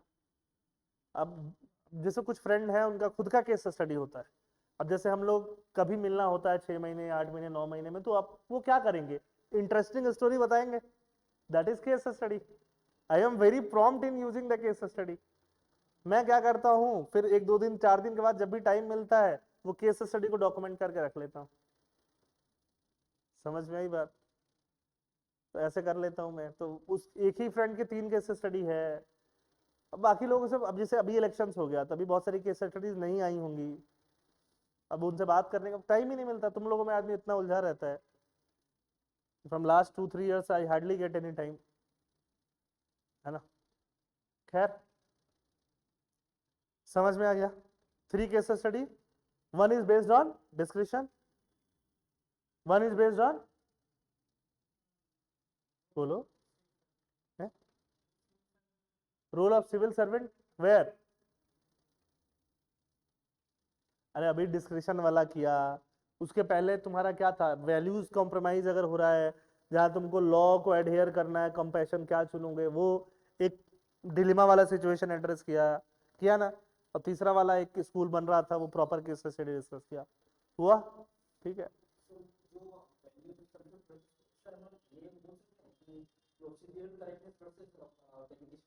वाई नॉट, बिल्कुल एकदम 100% सही है। प्रोसीजरल करेक्टनेस भी कहीं कहीं जरूरी है, फिर वहां गांधी जी का कोट याद आता है ना, या डिओन्टोलॉजी याद आता है ना, वहां पे लिख सकते हो, वहां पे लिखना ही है, लिखोगे तो फायदा होगा। हाँ, आई बात समझ।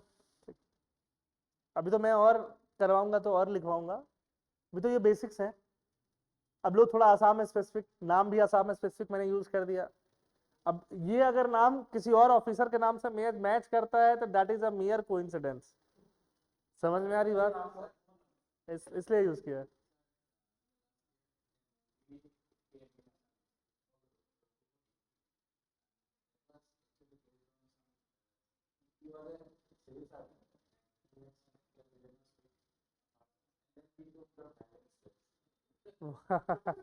Movies are like that only. Movies.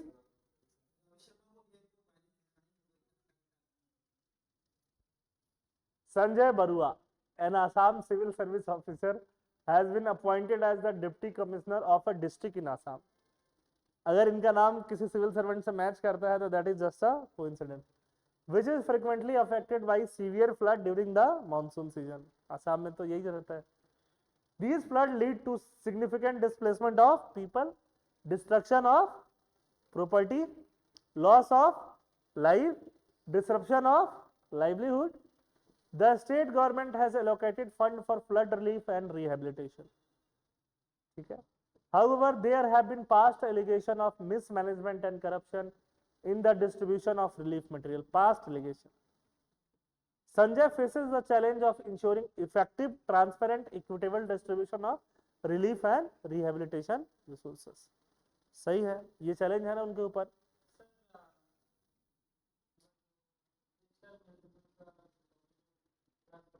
कौन सा बेटा? Digital management. हाँ हाँ, डिजास्टर मैनेजमेंट क्यों नहीं होगा, होगा बिल्कुल होगा, है ना, होगा क्लास। कोई भी टॉपिक छोड़ा नहीं जाएगा, don't worry about that. What are ethical issues involved? Possible course of action and which is recommended among them? How to implement the recommended course of action? Generally यही क्वेश्चन रहता है। Question समझे? अरे मैं समझा देता हूँ। संजय बरुआ करके एक सिविल सर्वेंट है ना। अब वो जिस डिस्ट्रिक्ट में पोस्टेड है वहां फ्लड आते रहता है, फ्लड आएगा तो क्या होगा, डिजास्टर आएगा तो क्या होगा, लाइफ का लॉस होगा, प्रॉपर्टी का लॉस होगा, डिस्प्लेसमेंट ऑफ द पीपल होगा, उनको क्या देना पड़ेगा, रिलीफ देना पड़ेगा। बट पास्ट में एलिगेशंस है उन पे नहीं, है ना, उस एरियाज में या हर जगह फ्लड्स में, कि रिहेबिलिटेट कराने में, रिलीफ देने में क्या होता है, डिस्क्रिपेंसीज होती है, डिस्क्रिमिनेशन होता है। तो उसको ध्यान में रखते हुए इनको क्या क्या स्टेप्स लेना चाहिए। सही है, तो प्लेन एंड सिंपल क्वेश्चन है ना। तो पहले लिख दिया, पहले देखो इस बार कितना स्टैंडर्ड इंट्रोडक्शन है वो देखो। Leadership is not about being in charge but taking care of those in your charge. सही है, उससे क्या फर्क पड़ता है, मेरा नहीं, मुझे याद था, मैंने प्रॉम्प्टली यूज कर लिया। अगर अगर तुमको पता है किसका है तो ब्रैकेट में लिख दो, नहीं पता है तो भी चलेगा। सही है ना, ये बताने का यही मतलब था, नहीं पता हो तो चलेगा, चलेगा नहीं दौड़ेगा, कोट होना चाहिए, दौड़ेगा, बिल्कुल चिपकाओ, अगर तुमको सही लगता है बिल्कुल चिपकाओ, है ना। ऐसे नहीं कि ठाकुर कहाँ गई बसंती, ये सब नहीं चिपकाना, ये हाथ मुझे दे दे ठाकुर, ये सब नहीं चिपकाना। Sanjay Barua, the newly appointed DC, must tackle Assam severe flood by ensuring transparent and equitable distribution. तो transparent तो हर जगह आ ही रहा है, उसका कुछ कर नहीं सकते. It is the most commonly used word in ethics. Transparency और इंटीग्रिटी, अकाउंटेबिलिटी, ये 3 वर्ड से बच के नहीं जा सकते हो. ऑफ रिलीफ अमिट एलिगेशन ऑफ करप्शन. ये इंट्रोडक्शन हो गया कि नहीं हो गया? इंट्रोडक्शन में मैंने इस बार क्या किया, एक कोट यूज किया. इधर यूज वन कोट, समझ में आई बात? इंडियन कोट हो, कहीं अंग्रेजों का बोला हुआ कोट हो, कॉन्स्टिट्यूशन का कुछ आर्टिकल हो, यही सब इंट्रोडक्शन में यूज करना है. प्लेन एंड सिंपल इंट्रोडक्शन नहीं लिखना है. सही है. अब ये इतना जनरल कोट है कि हर जगह लीडरशिप ही लेना है, चाहे फ्लड आए चाहे कुछ भी हो, तो यूज कर सकते हो कि नहीं. This is the beauty of this quote. तो समझ में आई बात? ठीक है ना? ठीक. The stakeholder. अब स्टेक होल्डर हमने ऐसे लिख दिया. अच्छा, अगर टाइम नहीं रहे तो स्टेक होल्डर हटा सकते हैं, हटा देना. बट अगर स्टेक होल्डर 8 9 नहीं मेंशन करो, 4 भी मेंशन कर दो, टाइम कम है तो चलेगा, है ना. Sanjay Barua, the newly appointed DC, local resident affected by flood, state government, relief and rehabilitation agency, NGO, media and public opinion, local business and livelihood, political figure and authorities, society at large, nation at large. वो भी लिखो, लिखने का कोई दिक्कत नहीं है. ठीक है. पॉलिटिकल फिगर भी तो आएंगे ना कि भाई फ्लड आ रहा है, देखो क्या है नहीं है. अब ethical issues in integrity and accountability, transparency, empathy and compassion, fairness and equity. सही बात है, यही सब है इश्यूज. अब इसको एक्सप्लेन कर देना. एम्पैथी एंड कंपैशन किसके लिए? जो लोग फ्लड में फंसे हैं उनके लिए. फेयरनेस एंड इक्विटी किसके लिए? ऑब्वियसली जिन लोग फ्लड में फंसे हैं उनके लिए फेयर ट्रीटमेंट होना चाहिए, इक्विटेबल होना चाहिए. ठीक है. ट्रांसपेरेंट तरीके से होना चाहिए. अब ट्रांसपेरेंसी जहां यूज करो वहां पे एक लाइन लिख सकते हो, लिख लो. पता है तुमको, सबको वो लाइन पता है, बोलो क्या लाइन है?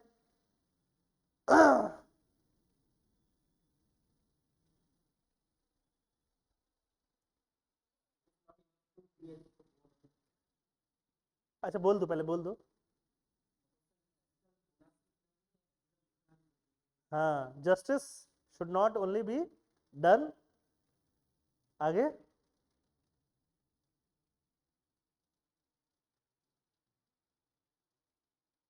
बोलो. Justice should not only be done, it needs to be reflected या shown. समझ में आ रही बात है ना? डियर ऑनलाइन स्टूडेंट्स, क्या आप लोग हमारे साथ हैं यहाँ पे?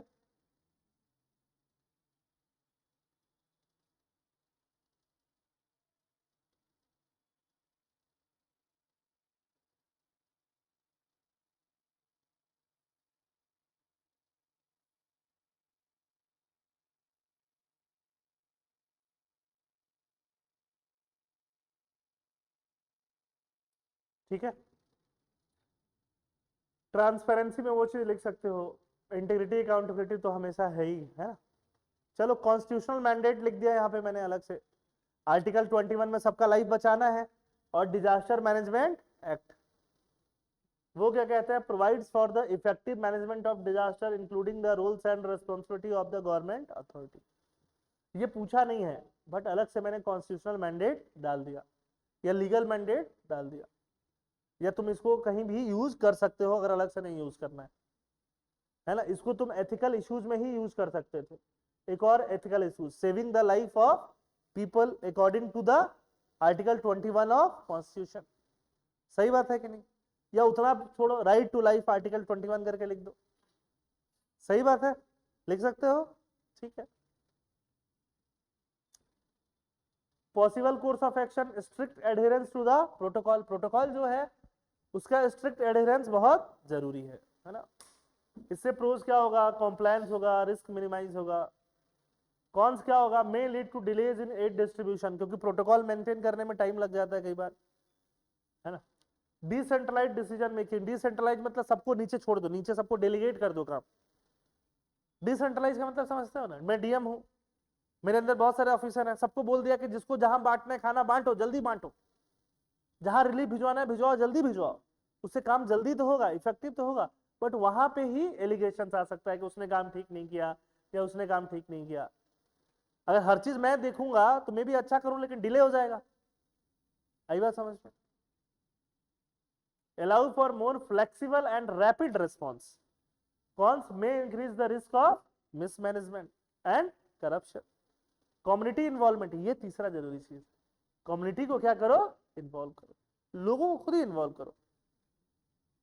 इनहेंसेस ट्रांसपेरेंसी, लोग बोलेंगे ना हमने देखा है सर ने सही काम किया है, and ensures that relief measures are aligned with the actual need of the community. खुद बताएगी ना क्या चाहिए क्या नहीं चाहिए। requires additional time and resource to organize and implement community involvement, obvious बात। recommend क्या करूंगा, सब सारे अप्रोच को इंक्लूड कर लूंगा मैं। प्रोटोकॉल तो फॉलो करना ही है, बट प्रोटोकॉल फॉलो करते हुए भी मैं कुछ काम किस पे डेलीगेट कर दूंगा, अपने जूनियर्स पे, और साथ साथ कम्युनिटी को भी इन्वॉल्व करने का काम करूंगा। 3 ऑप्शन थे, इसका मतलब ये नहीं है कि एक ही लेना है, इसका मतलब तीनों को मिला के भी एक ले सकते हो। कुछ समझ में आया है ना, ये भी कर सकते हो। ऊपर 4 ऑप्शन है, इसका मतलब ये एक ही लेना जरूरी नहीं, एक लेने के बाद फिर दूसरा ले सकते हो, 2 को इंटीग्रेट करके। समझ में आ रही बात? यही कोर्स ऑफ एक्शन होता है, यही चीज सीखना है, ठीक है। चलो आसान है फिर। Sanjay should adopt a balance approach that combines adherence to protocol with decentralized decision making and community involvement. This strategy would ensure effective, transparent, equitable distribution of relief and rehabilitation resources. Implementation कैसे होगा? Assessment and documentation, है ना। Conduct a comprehensive assessment of the flood affected areas to identify the extent of damage and the needs of affected population. Document the finding to ensure transparency and accountability. ये सब चीजें भी लिखना होता है, ये सब चीजें लोग केस स्टडी में नहीं डालते हैं, है ना। मैं भी स्टार्टिंग के 1-2 मेंस में तो डॉक्यूमेंटेशन वाली चीजें नहीं लिखा था, समझ में आ रही बात। लास्ट वाले 1-2 मेंस में मैंने ऐड किया। Community involvement, establish community involvement, NGO को इन्वॉल्व करो और जैसे भी हो सके करो उनको। ट्रांसपेरेंट डिस्ट्रीब्यूशन प्रोसेस, उसमें टेक्नोलॉजी जीपीएस सीपीएस इनका यूज कर सकते हैं, ड्रोन का, जीपीएस का, व्हाट्सएप का, इन सब चीज़ों का वीडियो डॉक्यूमेंटेशन का, इन सब का यूज कर सकते हैं कि जिसको रिलीफ मटेरियल दे रहे हो उसका वीडियो बना लो, नहीं फोटो ले लो, है दिखावा उसको अच्छा फोटो लेके, ये थोड़ी बोल रहा है सोशल मीडिया पोस्ट करो, फोटो लेके डॉक्यूमेंटेशन के लिए, वेरिफिकेशन के लिए, ऑडिटिंग के लिए। समझ में आ रही बात? नहीं तो कोई बोलेगा मुझे मिला ही नहीं। Regular monitoring and reporting, regular सबसे मॉनिटर करते रहो, रिपोर्ट करते रहो। Capacity building and training, capacity build करते रहो और ट्रेनिंग करते रहो। By adopting a balanced approach that combines strict adherence to protocol, decentralized decision making and community involvement, Sanjay can ensure effective, transparent, equitable distribution of flood relief resources. This approach not only address the immediate need of the affected population but also build trust and फलना चिल्ला जो भी है। अब इसको थोड़ा छोटा लिखेंगे एग्जाम में इतना लिखने का टाइम नहीं होगा, बट मैं कहानी जैसा तुमको बता दिया हूँ उसको और समराइज करके लिख सकते हो। सही है? कुछ डाउट हो तो पूछो। लास्ट वाला भी आसाम बेस्ड है, नहीं दिखाऊंगा अभी। अच्छा तुम लोगों को समझ में आ रहा है? एथिकल इश्यूज इन्वॉल्व सब समझ में आ रहा है ना। तुम्हारा कंसर्न है एथिकल डिलेमा वाला, नेक्स्ट डे मतलब कल। आज इश्यूज पे खेल रहे हैं, कल डिलेमा पे खेलेंगे।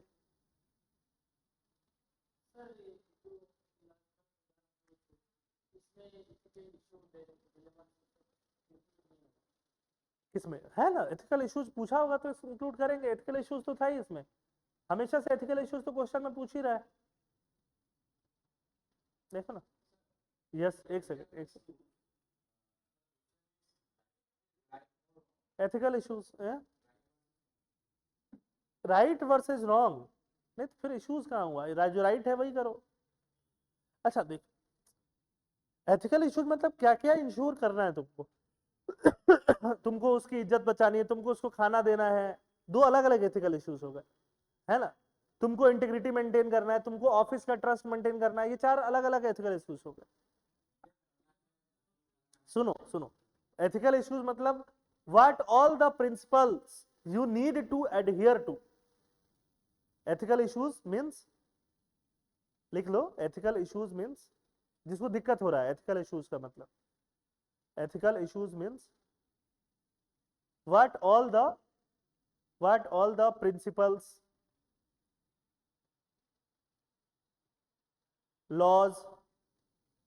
laws, regulation, comma values, one needs to, one के ब्रैकेट में लिख दो सिविल सर्वेंट, अरे वन काट दो, लिखो civil servant needs to maintain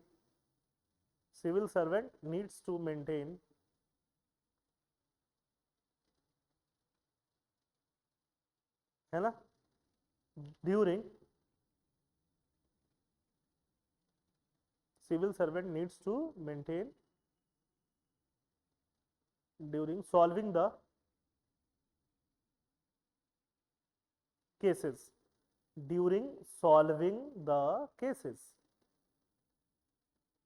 सही है। अब एथिकल इशू समझ में आ गया, क्या क्या प्रिंसिपल्स एडहियर करना है, वापस देखो, इंटीग्रिटी अकाउंटेबिलिटी एडहियर करना है, ट्रांसपेरेंसी एडहियर करना है, एम्पैथी एंड कंपैशन एडहियर करना है, उसको फॉलो करवाना है, इंश्योर करना है ना। मैं तुमको एक काम दे दूं, बहुत सिंपल सा काम, छोड़ो सब कुछ भूल जाओ, इतना पेचीदा काम भूल जाओ, मैं तुमको एक काम दे दूं, है ना, कि बस तुम ये देखो कि यहाँ पे जो एक्सीडेंट हुआ है उसमें जस्टिस मिल जाए सबको। तो अब तुम क्या क्या सोचोगे, जस्टिस मिलने में क्या होगा, जिसने एक्सीडेंट किया है उसको भी पनिशमेंट मिलना चाहिए, सो दैट कि वो आगे से ऐसा गलती नहीं करे, या सोसाइटी में एक मैसेज जाए, सोसाइटी भी अपने आप को तैयार करे ऐसी गलती से बचने के लिए। पहला चीज हो गया। दूसरा चीज, जो विक्टिम है उसका पहले तो इलाज हो, ट्रीटमेंट हो, है ना, और कंपनसेशन मिले, ये इंश्योर करोगे, है ना। तीसरा चीज, अगर वहां पे लैप्सेज है ट्रैफिक मैनेजमेंट में, रोड में, उसको तुम ठीक कराने की कोशिश करोगे, समझ में, तो यही तो एथिकल इश्यूज हैं तीनों। आई बात समझ में? बस कोई दिक्कत?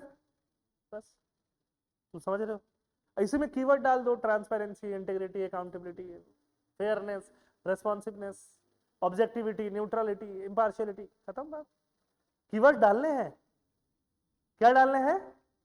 फिर से बोलो, क्या डालने हैं? कीवर्ड्स कौन कौन से बोलो? अकाउंटेबिलिटी, सीओ लोहा में सात तो ऐसे ही आ गया, selflessness, integrity, objectivity, leadership, objectivity, honesty, accountability, है ना। और क्या क्या आ गया? ओपननेस, और भी बहुत सारी चीजें आ गई ना, empathy, compassion, leadership, good governance वाले 8 है वो भी डाल सकते हो, पार्टिसिपेशन, कंसेंसस ओरिएंटेड, यस, सब।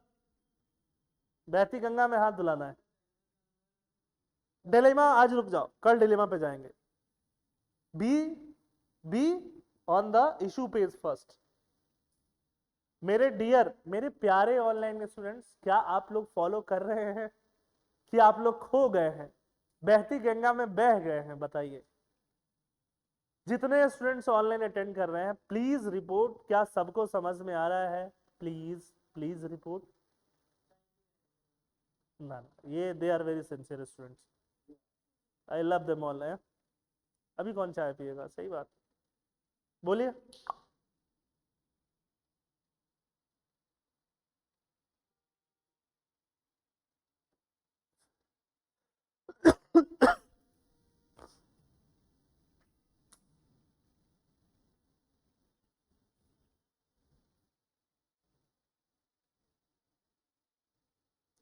गिडोन, विनोद, मिताली, डीआरडी,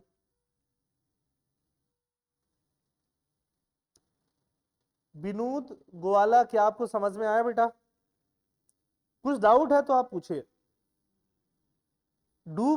डूबना नहीं है, मतलब डाउट हो तो पूछो।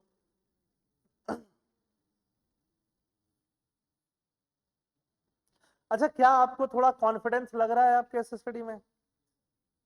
है ना, ऐसा लग रहा है कि सब कुछ जो तुम करोगे अपने आप को उतार दो उस प्रैक्टिकल सिचुएशन में, और ये सब कीवर्ड पढ़े रहो, ये सब को प्रैक्टिस करे रहो। देखो एक काम करना है, you have to do all these things as a homework. There are 5 questions in this paper. You have to attempt all these 5 at your home. हाँ, आज डाल दे। You have to attempt all these 5 without failing. देखो, अगर मैं अपना part करूं, we all are the stakeholders in your selection. Your parents, us as teachers, and you. Your parents have done their task, है ना, ठीक है, उनके एंड से तो कुछ बचा नहीं है, हम अपने एंड से जितना कर सकते हैं वो कर रहे हैं, बट आप अपने एंड से नहीं करोगे तो वो ट्रायंगल, वो विक्ट्री वाला फॉर्म नहीं बनेगा, है ना। फिर 272 की जगह 240 पे लटक जाओगे, फायदा नहीं होगा, है ना। In your life, in the examination there is no Nitish Kumar which will help you to sail through. समझ में आ रही बात? So you need to remember that. Practice करो, बिना प्रैक्टिस के नहीं होगा। देखो, जो चीजें प्रूवन है वही बता रहा हूं मैं, है ना। मुझे भी बहुत टाइम लगा होगा, बहुत मेहनत किया होगा। अब मैं आपसे कितना मेहनत डिमांड कर रहा हूँ, 5 ये क्वेश्चन आज वाला, कल 5 दूंगा वो 5 वाला, और उसके बाद से 10 टेस्ट वाले, बस हो गया। आई बात समझ में? ठीक। कॉन्स्टिट्यूशनल मैंडेट लाइफ, अच्छा ये तो वही क्वेश्चन है, वही है ना।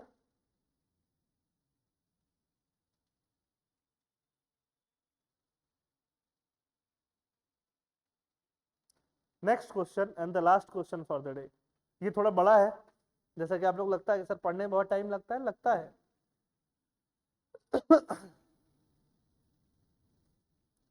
Arunima Das, an Assam civil service officer, has been appointed as deputy commissioner of a district that include a significant portion of Kaziranga National Park. The park is renowned for its population of one-horned rhinoceros and it is a major tourist attraction. ये सब तो हम जानते हैं ना, तो पढ़ने में क्या टाइम लग रहा है, पढ़ के क्या नहीं समझ में आ रहा है, ऐसे ही लिखा होता है। However, there have been ongoing conflict between park authorities and local communities. The local population relies on the park periphery for grazing their cattle and collecting firewood. Normal है कि नहीं? Leading to a clashes with conservation effort. Additionally, illegal poaching होता है कि नहीं होता है of rhinos is a serious issue. Arunima faces the challenge of balancing wildlife conservation with the livelihood of local community. अब क्वेश्चंस वही है, यहाँ क्वेश्चन मैंने नहीं लिखे, वही एथिकल इश्यूज, वही क्या स्टेप्स लोगे, इसलिए क्वेश्चन मैंने नहीं लिखा डायरेक्टली, है सेम है, क्वेश्चन वही है ना। हाँ, अब देखो मेन काम क्या है, preserving our natural heritage is not just a responsibility but a testament to our commitment to future generation. ये कोट है, इसको अंडरलाइन नहीं किया बस, इसलिए कोट जैसा लग नहीं रहा, सिंपल कोट है, but yet this is a quote. Arunima Das, as the newly appointed DC of a district encompassing Kaziranga, navigate the delicate between conserving wildlife and safeguarding local livelihood, guided by the constitutional amendment of environmental protection, Article 48. सही है? अरे इतना समझ में आ गया ना।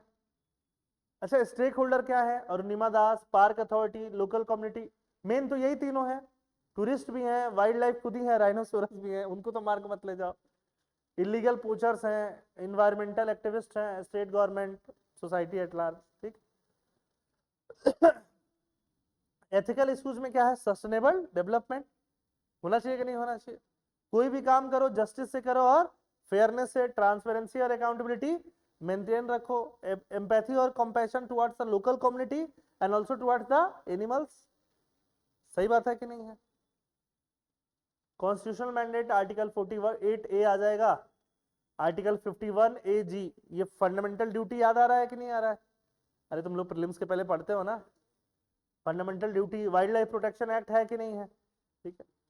Possible course of action, strict enforcement of conservation law, pro cons लिख दो। कम्युनिटी बेस्ड कंजर्वेशन, उसका भी प्रो और कॉन्स लिख दो। इकोनॉमिक अल्टरनेटिव, उन लोगों को बोलो कि कहीं अपना लकड़ी चुनने कहीं और जाओ, कम्युनिटीज को। कम्युनिटी बेस्ड कंजर्वेशन, कम्युनिटी को ही दे दो मैनेज करने के लिए, that is called community based conservation, है ना। Involve community in the management of forest, involve panchayat, है ना, लोकल अथॉरिटीज, उसको बोलते हैं कम्युनिटी बेस्ड पार्टिसिपेशन या मैनेजमेंट। ये हमेशा पॉजिटिव चीज मानी जाती है। कम्युनिटी मतलब तुम एक आदमी को इन्वॉल्व नहीं कर रहे, you are involving the entire community. और जनरली जो जहां रहता है they feel more attach to the place. Corruption करने वाले, पेड़ काटने वाले, पूचिंग करने वाले जनरली कहीं बाहर के होते हैं, मे भी उस कम्युनिटी में से 1-2% मिले हुए होते हैं, not more than that. Am I right? Chipko आंदोलन, Chipko movement, who are chipping with the tree? Local community. Local community have safeguarded the environment many times already, and that is a proven example. है कि नहीं है? तुमको समझ में आ रहा है? इकोनॉमिक अल्टरनेटिव दे दो कम्युनिटीज को, ये भी तो एक अल्टरनेटिव हो सकता है ना। उनको अलग से इंडस्ट्री दे दो, कुछ दे दो, रादर देन कि वो लोग फॉरेस्ट वाले एरिया में आए। Provide alternative livelihood to local community, reducing their dependence on the park, national park. Cons, need investment, investment चाहिए उसके लिए। Compensation and rehabilitation, offer financial compensation and rehabilitation of those affected by conservation policies. कुछ लोग घर तो जंगल में ही होता है होता है कि नहीं होता है? recommended Arunima should adopt a community based conservation, ये हमेशा पॉजिटिव चीज माना जाता है। Approach while providing economic alternative to the local population, वो भी साथ में क्लब कर दिया। This strategy would ensure sustainable development, protect wildlife, improve the livelihood of local communities। सही है कि नहीं? कैसे इंप्लीमेंट करोगे? सारे स्टेक होल्डर को एंगेज कर लो, पहले सबको बुला लो, मीटिंग कर लो, समझा लो, बुझा लो। फिर community based conservation, involve local community in patrolling and monitoring the park to prevent poaching. Local community रात में भी एक्टिव रहेगी, एक्टिवली एक्टिव रहेगी, है ना। कोई कभी सो रहा है, कोई कभी जग रहा है, समझ में आ रही बात? कोई कभी गाय चराने जा रहा है, कुछ करने जा रहा है। Provide training and resource for community members to engage in eco tourism. Community member को कहाँ एंगेज कराओ? इको टूरिज्म, उनको ट्रेनिंग दे दो। छोटा मोटा वो अपने घर को रिसोर्ट टाइप बना ले, है ना। मैं मानस गया था तो मैं घर में ही रुका था, वो रिसोर्ट टाइप ही था, है ना। उसमें बस 4 रूम थे, तो वो कम्युनिटी रिसोर्ट का बेस्ट एग्जांपल था। न्यू ईयर पे गया था इसे साल। Economic alternative, promote alternate livelihood such as handicraft, organic farming, agroforestry that do not rely on the park। ये भी करो साथ साथ में, बट ये टाइम टेकिंग चीज होता है, इसलिए पहले वाला करना ज्यादा जरूरी है। Facilitate access to microfinance, microfinance economics आ गया, कीवर्ड आ गया, इकोनॉमिक्स में पढ़ेंगे। माइक्रो फाइनेंस मतलब छोटा लोन, छोटा। Education and awareness, compensation and support, monitoring and evaluation तो हमेशा करना ही है तुमको, ये तो कभी छोड़ना नहीं है, ठीक है। बस बैलेंस अप्रोच, ये वो काम खत्म, ठीक। अच्छा, आसान था, थोड़ा कॉन्फिडेंस बढ़ा आज केस स्टडीज को लेके। अगेन अब इसको घर पे पढ़ोगे और रिवाइज करोगे, जितना the more you will revise the document the more you will generate the confidence. I think, sir, if we imagine ourselves on the ground level, then it is easy to solve the case study. Yes, imagine yourself at the ground level by reading these keywords at least 10 times. जो भी keywords आ रहे हैं इनको 10 बार पढ़ लो, है ना। Monitoring, समझ में आ रही बात? रेगुलेटिंग, मॉनिटरिंग, और जितना भी कीवर्ड आ रहा है, ट्रांसपेरेंसी, अकाउंटेबिलिटी, है ना, डॉक्यूमेंटेशन, जितना भी कीवर्ड आ रहा है, revise it 5 times. Then approach a case study. Your speed will be lightning fast. सही है? Because you will never be out of words, thoughts, approaches. समय क्यों लगता है? सोचने में भी तो लगता है ना। अब बॉल गिर के आ रहा है, अब तुम सोचो कि इसको इधर मारे उधर मारे, प्रैक्टिस नहीं रहेगा तो सोचोगे, आउट हो जाओगे। प्रैक्टिस है तो सोचना ही नहीं पड़ा, अपने आप हाथ चला गया, मसल मेमोरी, फुल शॉट। अब ठीक बात है, वो तो मिस टाइम हो गया तो की बात है ना। पाकिस्तान गालत, पाकिस्तान हार गया इंडिया के बी टीम से, नीतीश कुमार। चलो ठीक है, thank you everyone, see you all tomorrow. I will upload this document into your mains group today itself, okay?